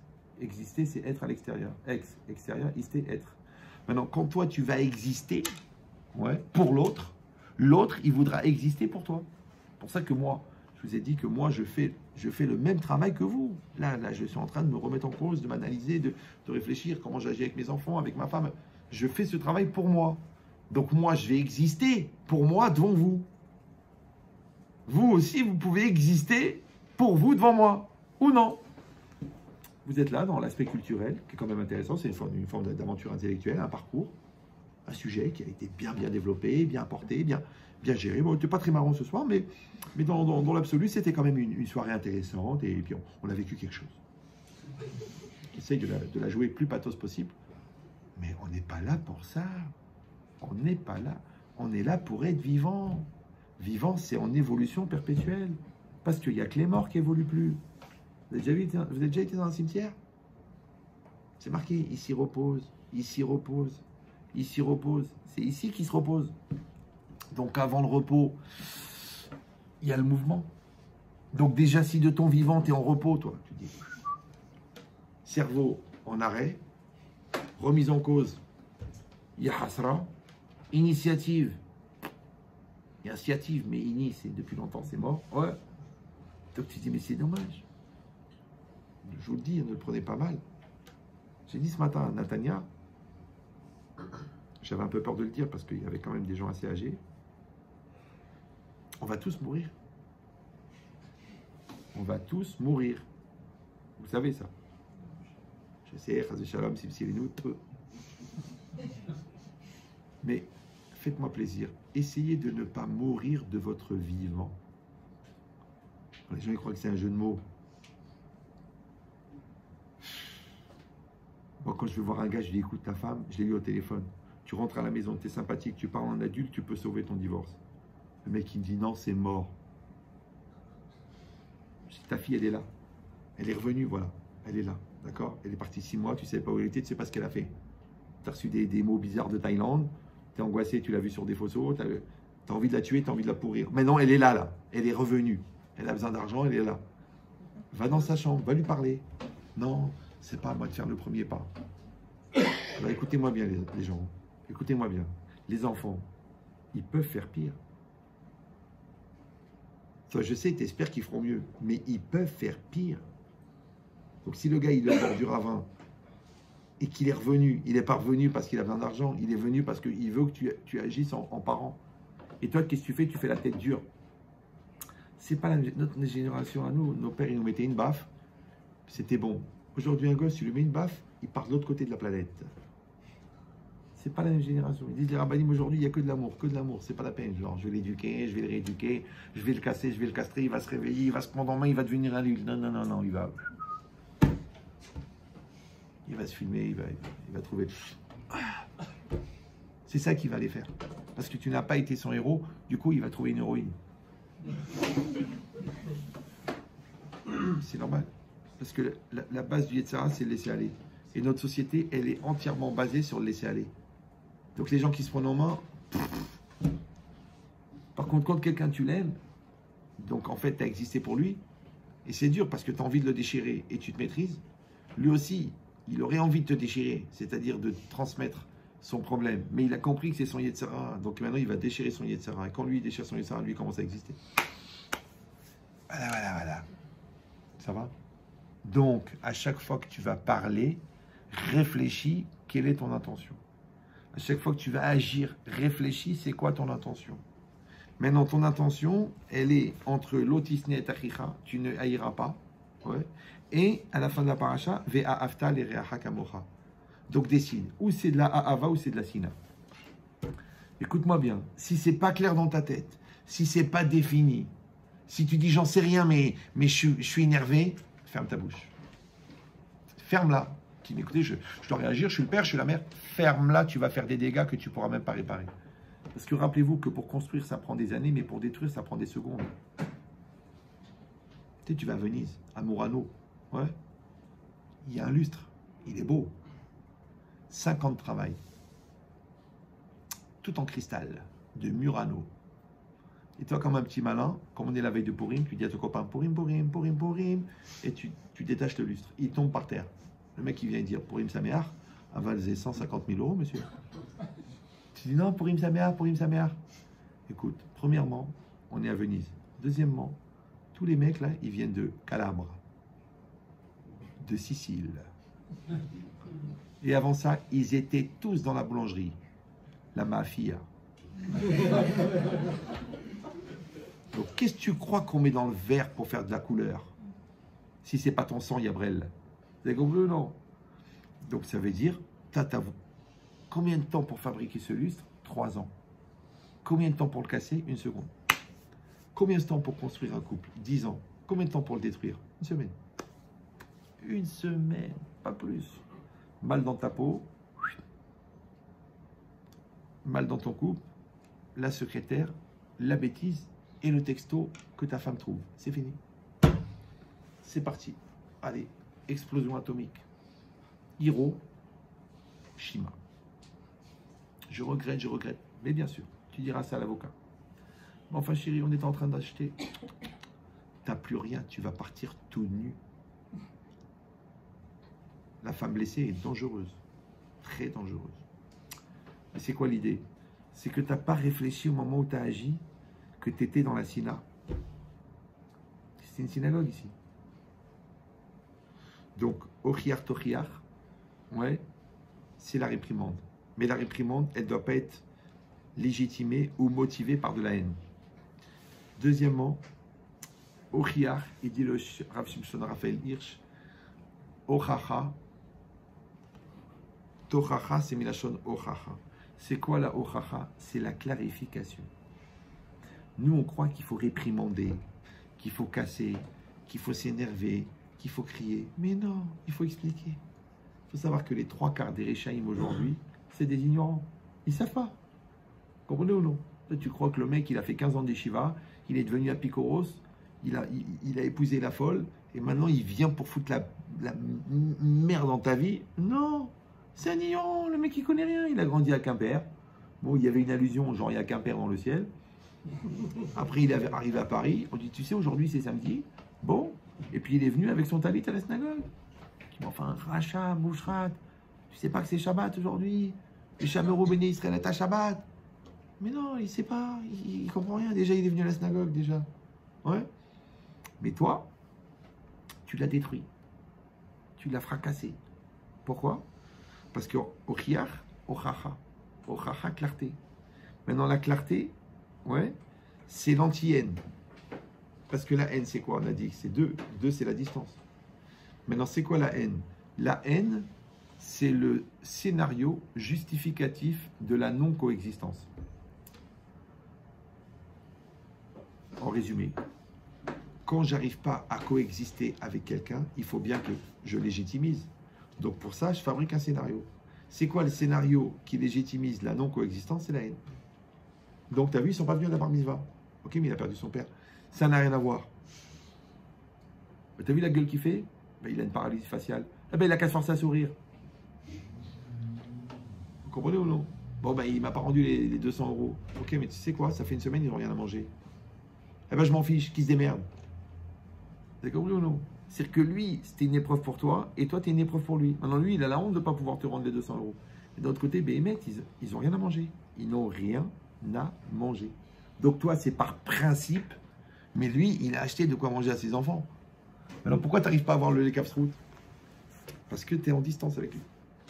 Si tu étais en proximité, ben, tu te serais mis à sa place, tu serais renseigné, tu aurais demandé au Rav, tu aurais demandé à l'école, les petits Brahmi, ils viennent avec des sandwichs? Non, non, ils n'ont rien à manger. C'est nous qui leur donnons des sandwichs.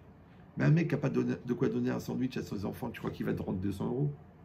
Mais toi, tu t'énerves par principe. Donc ton Yetzirah, il s'appelle honnêteté maintenant. Il s'appelle cohérence. Mais tu ne peux pas t'en rendre compte, encore une fois, pourquoi? Parce que tu es parti dans la haine. Et la haine, c'est la distance. Mais si tu voulais garder la proximité, tu ne pourrais pas. Vous savez, quand un mec il veut se frapper avec toi, ce que tu fais, tu lui tiens les mains. Il ne peut pas te frapper. Il dit, ouais, lâche-moi, je vais te casser, lâche-moi, je vais te déchirer. Tu lui tiens les mains. Des fois, j'ai des couples qui viennent, bon, j'en reçois de moins en moins parce que c'est trop épuisant d'exister pour des gens qui ne veulent pas. Mais quand le mec, il est nerveux, genre comme ça, un peu anti-religieux, anti-rabbin, anti-évolution, enfin anti-cerveau, ouais, je lui tiens la main. Donc il est assis là, sa femme elle est là, moi la femme je ne vais pas la toucher, ma femme est tireur d'élite. Et le mec, je lui tiens la main, mais je vois qu'il est énervé. Genre il ne veut pas être là. Son satan, il est en train de faire... Et moi je lui tiens la main. Enfin Maurice, on est là. Vous avez 3 enfants, c'est dommage. Regardez, votre femme elle est magnifique, vous êtes sympathique, vous avez tout. Et je lui tiens la main et je ne le lâche pas. Et lui il fait comme ça, il veut lâcher la main. Parce qu'il veut se rentrer dans le satan. Et moi je dis, il n'y a pas où aller, baba, ici. C'est l'endroit de la maturité. Les conneries, tu les laisses dehors. Il n'y a rien à dire, le mec, il est perdu. C'est qu'il faut inonder de bonté, il faut inonder d'intelligence, il faut inonder de finesse. Comment il va faire, le mec, il est là en train de se noyer dans l'intelligence. Il dit, j'aimerais bien une brêle, je peux pas, mais je m'appelle Jacques, c'est trop tard. Vous avez compris cette idée? Donc c'est pour ça que Ochacha, ouais, ça veut dire clarification. C'est pour ça que l'idéal, à la limite, c'est même pas de faire une réprimande. C'est de dire, tiens, je vais te faire un Dvar Torah. Moi, des fois, je vais dans des synagogues. Bon. Et des fois, à la synagogue, il y a des spéléologues. Vous les connaissez ou non? Non? C'est des gens qui mettent les tefilines ici. Donc, c'est des mecs qui ont l'habitude de visiter les cavernes. Donc, ils cherchent la lumière, mais je les appelle les spéléologues. Ouais. Le problème, c'est que là, à l'Acha, si les cheveux, ils dépassent de 1 mm la racine des cheveux, enfin les tefilines, ils dépassent de 1 mm la racine des cheveux, ou l'endroit où c'est censé être, comme moi, pour les gens qui préparent des pistes d'atterrissage pour les mouches, oui.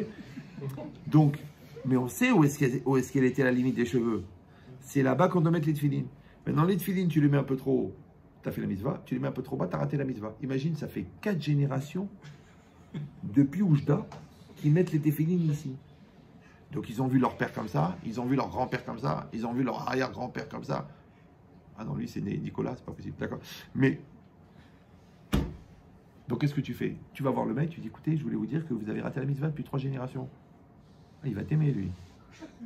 Non, tu dis, vous pouvez dire une halakha? Oui. Alors, l'emplacement des téphilines, on apprend des Kohanim que c'est l'endroit où le bébé, il est cicatrisé au dernier moment, et c'est là que ça se passe. Le mec, il fait comme ça, il fait. T'as rien dit, toi? Parce que ce qui compte, écoute bien, c'est que tu lui dises le problème ou que lui, il comprenne l'information. Ochacha, clarification, transmission. Maintenant, il reçoit. Moi, je connais un Rav, lui, il donnait un cours à des mecs qui étaient complètement perchés, ce qu'on appelle la Paris des corbeaux, parce que le corbeau, ainsi perché, il fait une Gemara. Alors, il explique. Alors, donc, celui qui transgresse Shabbat, il chayav mita, il doit mourir. Ouais, le mec, mais lui, il n'a rien dit, lui. Après, il dit, ben alors, donc, si l'enfant est né avant que la femme ait reçu le guet, mais et qu'il est né d'un autre papa, donc l'enfant est mamzer. L'autre, il vient voir alors, il dit, mais tous mes gosses sont mamzerim alors. Je sais pas, moi, j'ai fait un cours de Gemara. Maintenant, lui, il savait que les enfants. Comme des fois, des gens, avant le cours, ils me disent, écoutez, mon beau-père, il vient, il fume toute la journée. L'autre, il me dit, bon, l'autre, c'est un escroc là-bas, il est terminé. Celui-là, il est avec une femme mariée depuis 1 semaine. Et moi, je fais le cours, genre Mina Shamaim, je parle de ça. L'autre, il change de couleur. Il vient me voir à la fin. Rav, vous êtes un professionnel de l'événementiel. Un prophète. C'est pas grave. J'ai besoin des blagues pour savoir si vous suivez. D'accord? Je dis non, pourquoi? Il dit, écoutez, Rav, c'est pas possible. Attendez, vous avez parlé de ça, la femme mariée, 4 enfants, avec un mec, 5 enfants. Ben justement, c'est exactement, je suis exactement dans cette situation. Je dis, alors ça alors? Il y a Shalaïm et Tareus. D'accord? Donc, qu'est-ce que je fais? J'envoie le missile. Bah, le mec en pleine tronche. Il fait comme ça. Il fait, quoi, Et là, il se met à pleurer. Et là, il fait teshuva. Et là, il récupère sa femme. Ouais. Mais, si tu sais qu'en direct, tu vas tomber sur un mur, fais un direct. Encore une fois, pourquoi? Parce que le principal, c'est qu'ils reçoivent l'information. Pas forcément par toi. Moi, combien de fois au début du mariage, ma femme, elle venait, elle me disait, ouais, rien, le Rav, il a dit ça, il a dit ça, il a dit ça. Tu vois, Kolakavod. Après, elle me regarde, elle me dit, bon, je sais que ça fait 5 ans que tu me le répètes. Je dis, mais moi, je m'en fous, béhémet, que ça vienne de moi ou que ça vienne d'ailleurs. Moi, ce qui compte, c'est que tu le saches. Et oui ou non? Alors, si je dis, c'est moi qui suis le détenteur de ton évolution, de ta connaissance, de ta maturité, c'est du dirigisme. Ça, c'est pas normal. Encore une notion, c'est marqué Ochiar Tochiar et Amitecha. Tu dois réprimander Amitecha. Amitecha, c'est ami. Ouais, c'est ton prochain, mais proche. Donc, s'il n'y a pas un sentiment de fraternité envers la personne à qui tu veux parler, ferme-la. Parce que tu n'es pas supérieur. Tu dis oui, mais je suis plus racham, je suis plus religieux que lui, donc je vais lui expliquer la vie, je vais lui expliquer la Torah. Mais JG, ça veut dire jeune jbeb. Ouais. Il dit le Ramban. Non, il dirait à Ramban. Il dit comme ça. Imata yoter chacham ou yoter tzadik. Je traduis. Si toi tu es plus sage, vous savez que la gravité de la faute, elle dépend de la connaissance et de la conscience. Donc toi tu fais des fautes, lui il fait des fautes. D'accord. Maintenant toi tu viens lui reprocher des fautes. Ok, mais toi aussi tu fais des fautes. Maintenant comme toi tu es plus chacham, donc tu es plus en connaissance de cause. Donc tes avérotes sont très graves puisque tu le sais et tu le fais. Lui, le pauvre, il est amaretz, il est ignorant, donc il est moins chacham, donc il est moins connaisseur, donc il est moins conscient de la gravité. Donc ses fautes, elles sont moins graves, donc il est plus tzaddik. Imata yoter chacham ou yoter tzaddik. Vous me suivez ou non? Pour ça, une fois j'étais à Casablanca, un territoire qui n'a pas été libéré, et... Non, je rigole. Et moi, comme un brel, moi j'étais jeune, c'est la première fois que j'arrivais là-bas, j'ai voulu faire le froum.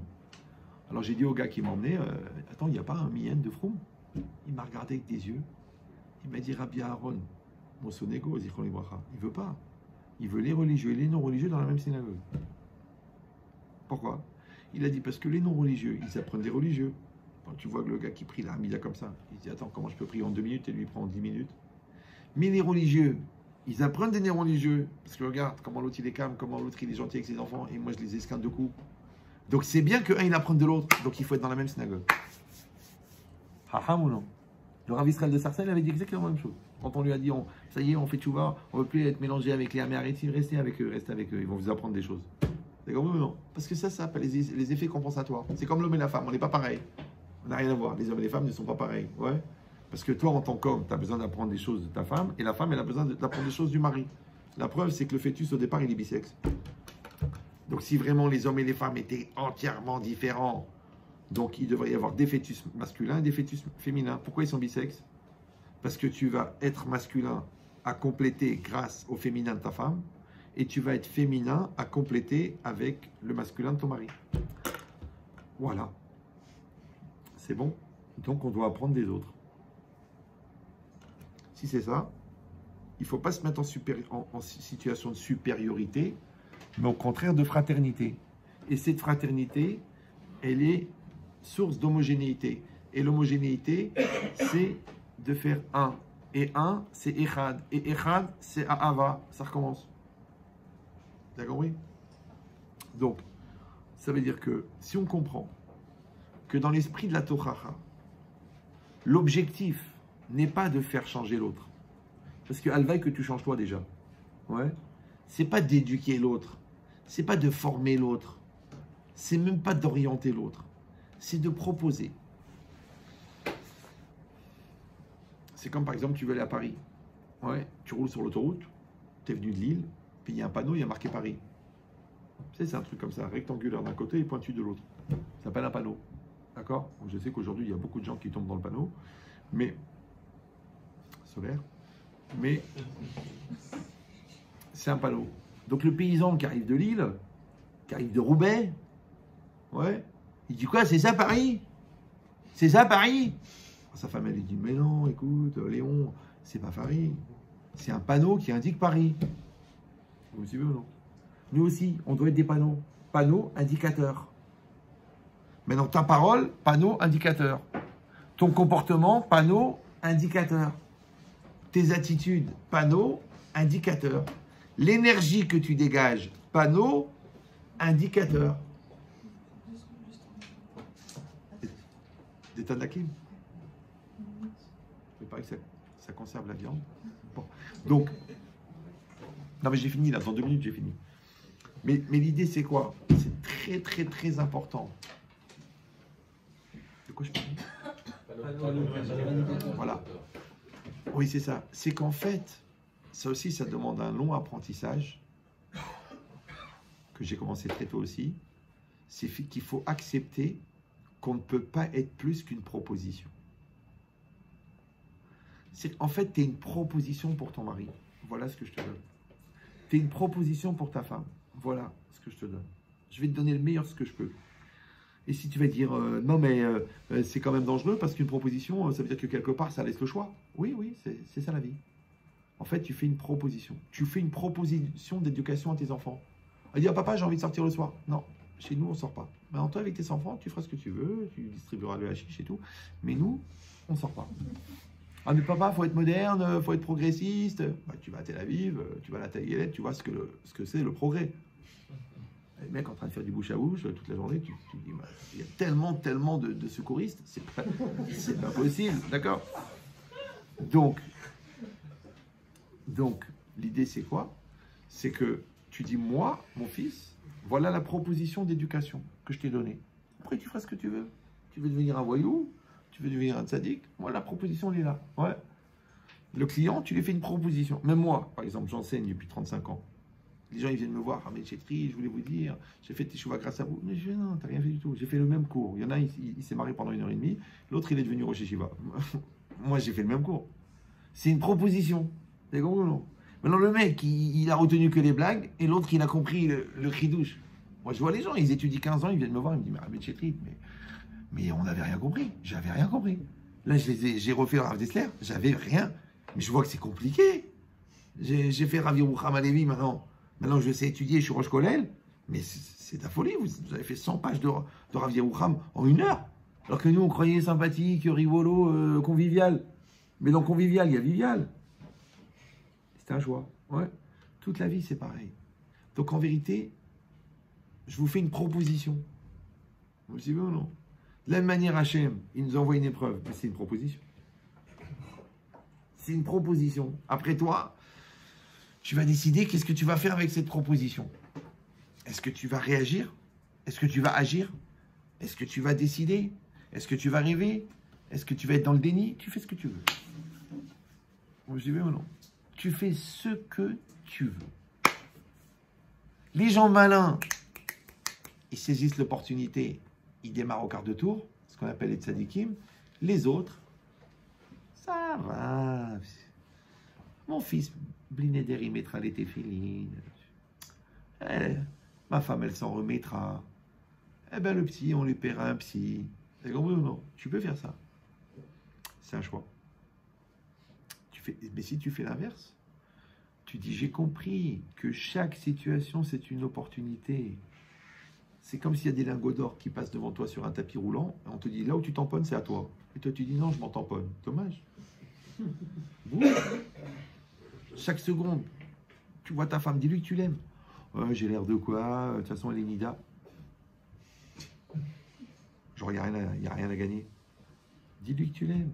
Tu es avec elle dans la voiture, tu dis, mon amour, je t'adore. Ton mari, c'est pareil. Dis-lui, je suis heureuse de l'avoir épousé. Ah, mais il va se faire des idées. T'en fais pas, il s'en fera quand même. Ouais. Qu'est-ce que ça coûte? Ça coûte rien. Ouais, mais quand même, Rav, l'époque du romantisme est bien passée. C'est comme si tu dis, mais non, maintenant j'ai plus besoin de manger. Mais non, tu as besoin de manger. Tu as besoin de respirer. On a besoin. Donc les gens malins, qu'est-ce qu'ils font? Ils donnent ce qu'on a besoin. Ouais. Et même si ça prend des années pour avoir les fruits, comme les enfants. Vous savez, l'enfant à 28, 30 ans, il te dit, merci papa pour l'éducation qu'on a reçue. Avant ça, il ne comprend pas. Des fois même, il est frustré. Des fois même, il le fait mal.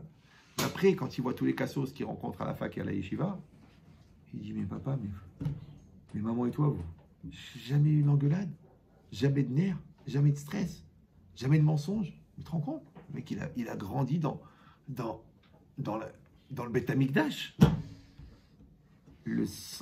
L'autel des sacrifices des mauvaises midotes. Vous comprenez ça? Maintenant, ça prend un effort. Ça prend même des milliers d'efforts. Mais tu t'en fous, pourquoi? Parce que tu es en train d'investir. Qu'est-ce qu'ils font les autres? Ils grattent. Un petit coup de nerf, un petit coup de gueule, un petit coup de prise de tête, un petit pic, une petite chariade, une petite lourdeur, un petit décolleté, un petit film porno. Mais la vie, elle passe. Hein. La vie, elle passe, Rabotaille. Premièrement. Deuxièmement, je vous rappelle que tout est filmé. Hein. Les gens ils disent non, mais il y avait personne. Comment il y avait personne? Il y avait toi. C'est comment ça se passe à 120 ans? Vous êtes au courant? Non? Achetez le programme, hein, ça peut servir. Quand tu arrives là-haut, on enlève l'œil, on le met dans une machine et on projette toute ta vie. Alors, qui c'est qui a filmé? Toi. Et les passages les plus intéressants, t'as zoomé. Et je peux dire que la qualité de l'image, c'est pas du iPhone, hein, c'est du high level. Tu dis, mais chazve shalom lo alenu simsilenu. Je suis foutu. Surtout qu'il y a ta grand-mère au premier rang en plus. C'est ma petite fille. C'est ma Myriam. Qu'est-ce qu'il fait le black là? T'as oublié, il a 17 ans à Montreuil. Alors je vous donne un secret pour pas que vous tirez une balle dans la tête ce soir. C'est qu'en vérité le film, il y a une possibilité d'améliorer au montage. Ça veut dire quoi? Ça veut dire que tous les passages sur lesquels tu as fait tes chouvas, ils sont floutés. Donc la réalité, elle est là. L'événement s'est passé, mais le tueur a disparu. Mais le mort, il est mort. Vous me suivez ou non? Donc la Avera, elle a été faite. Mais le gars qui l'a fait, il a disparu. Pourquoi? Parce qu'on dit que la teshuva n'est complète que Hache Yaïd Alav Yodeata Alumot Shelo Yarzor Lechetze Leolam. C'est le Rambam dans l'Ichot Teshuva. Il dit la teshuva est complète quand Yodeata Alumot, ça veut dire celui qui connaît, c'est Dieu, il peut témoigner que cette personne-là, elle ne reviendra jamais à cette faute-là. Donc ça veut dire qu'elle a disparu. Le rachat, il a disparu. Maintenant, quand est-ce que le rachat, il a disparu? Quand le tzaddik, il apparaît. Vous me suivez ou non? Ça veut dire qu'il y a un vrai changement. Mais faire semblant, ça ne marche pas. Vous me suivez ou non? Tu dis, oui, mais j'ai un chapeau, j'ai une barbe, je m'entraîne dans la glace. Baruch Hashem, les Manachem, Baruch Hashem, les Manachem, Baruch Hashem. Le fond n'a pas changé. Tu peux mettre un foulard jusqu'au parterre. Si dans ta tête, t'es tordu avec le foulard. Je dis, alors, il ne faut pas mettre le foulard. Non, il faut arrêter d'être tordu. Donc, vous avez compris maintenant que, en fait, la réprimande, c'est la possibilité qu'on donne à l'autre de grandir. Mais on a bien compris maintenant que je ne peux pas aider l'autre à grandir si moi, je n'ai pas réglé le problème. C'est pour ça que la Gemara, elle dit, dans Arachin Daftet Zain, Tema ani imiesh, Amar Rabbi Tarfon, Tema ani imiesh badorazé, chez Yachol et Ochiach. Je m'étonnerais s'il y a dans cette génération quelqu'un qui peut réprimander. Pourquoi? Im yomar tul kisem mi ben shinecha. S'il lui dit, enlève le petit bout de bois là qui est entre tes dents. Omrimlo, on lui dit, tul kura mi ben ainecha. Enlève la poutre qui est entre tes yeux. C'est-à-dire que vous avez remarqué, quand vous accusez quelqu'un de quelque chose, l'autre il vous renvoie la même chose. Mais quittez-toi pour parler. D'accord ou non? Donc ça veut dire que ne pourra réprimander que celui qui n'a pas fauté. Ça va être dur à trouver celui-là.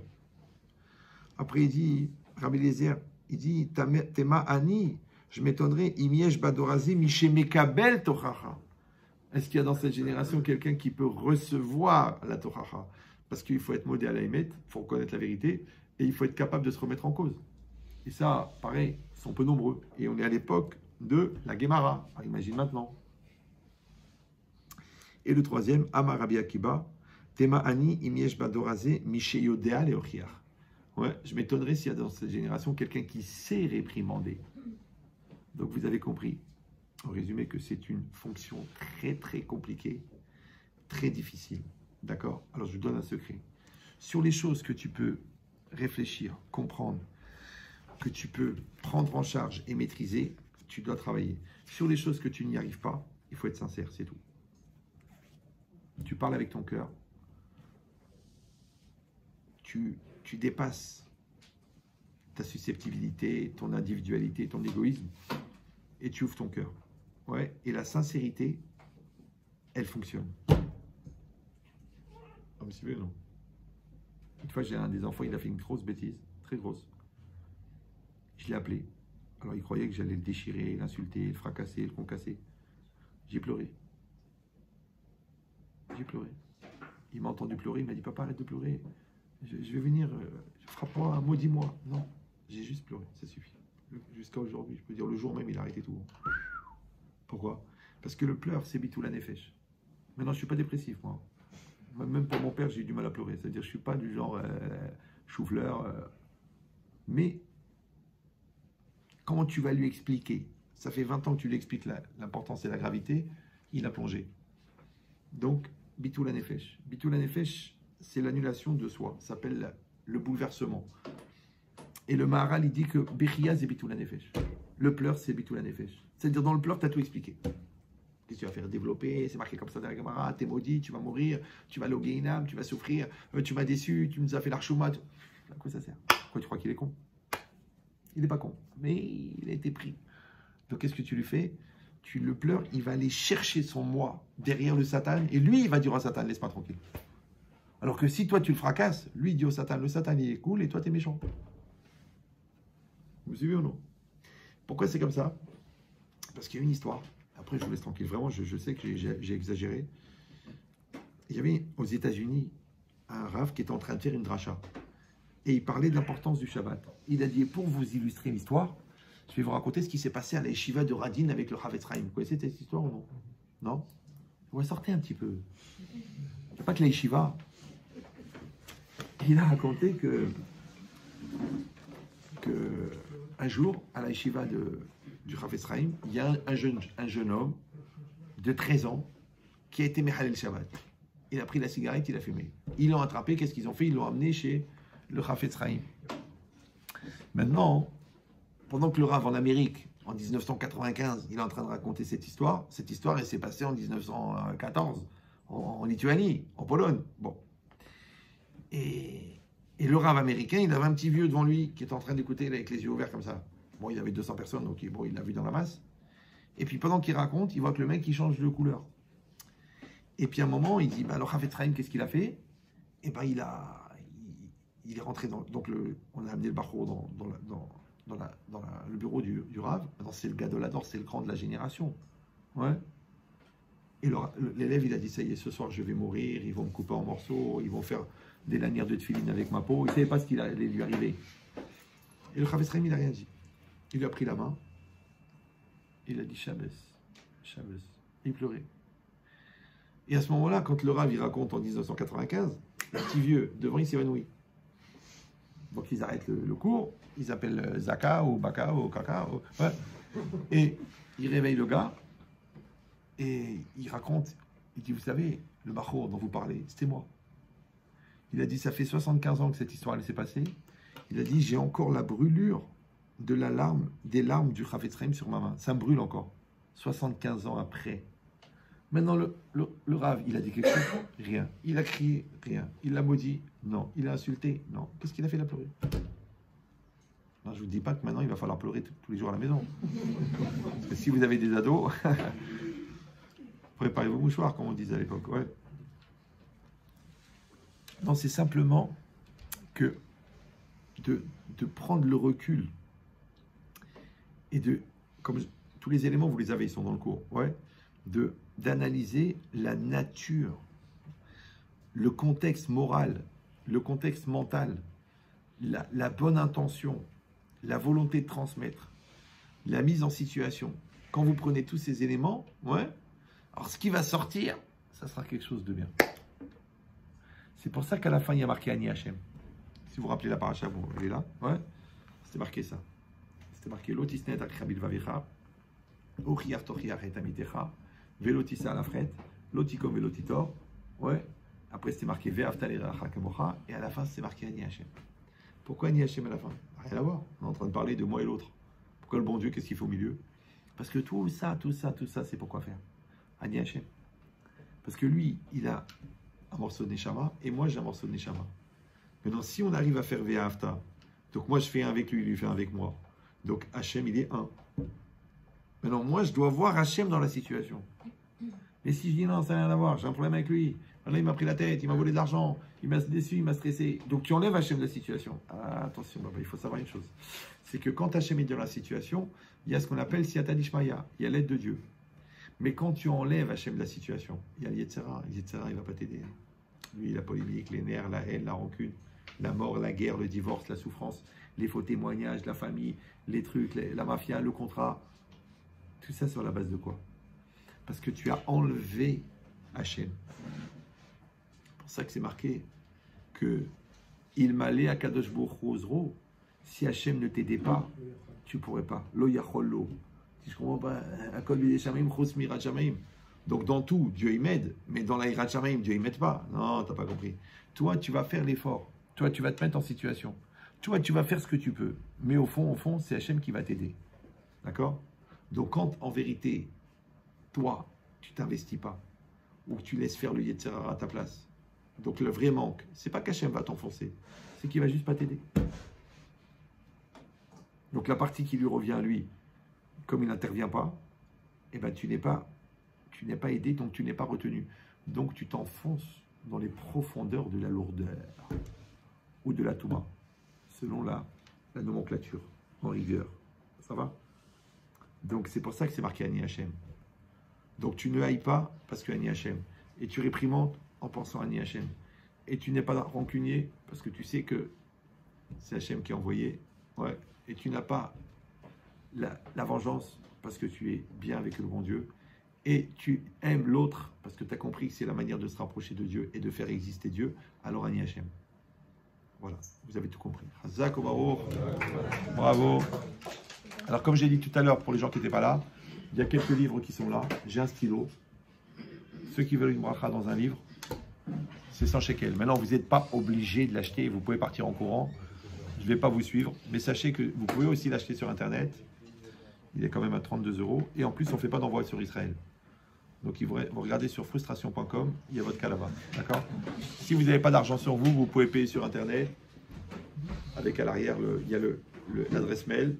Et vous pouvez le payer comme un don. Pas comme un achat, comme un don. Voilà.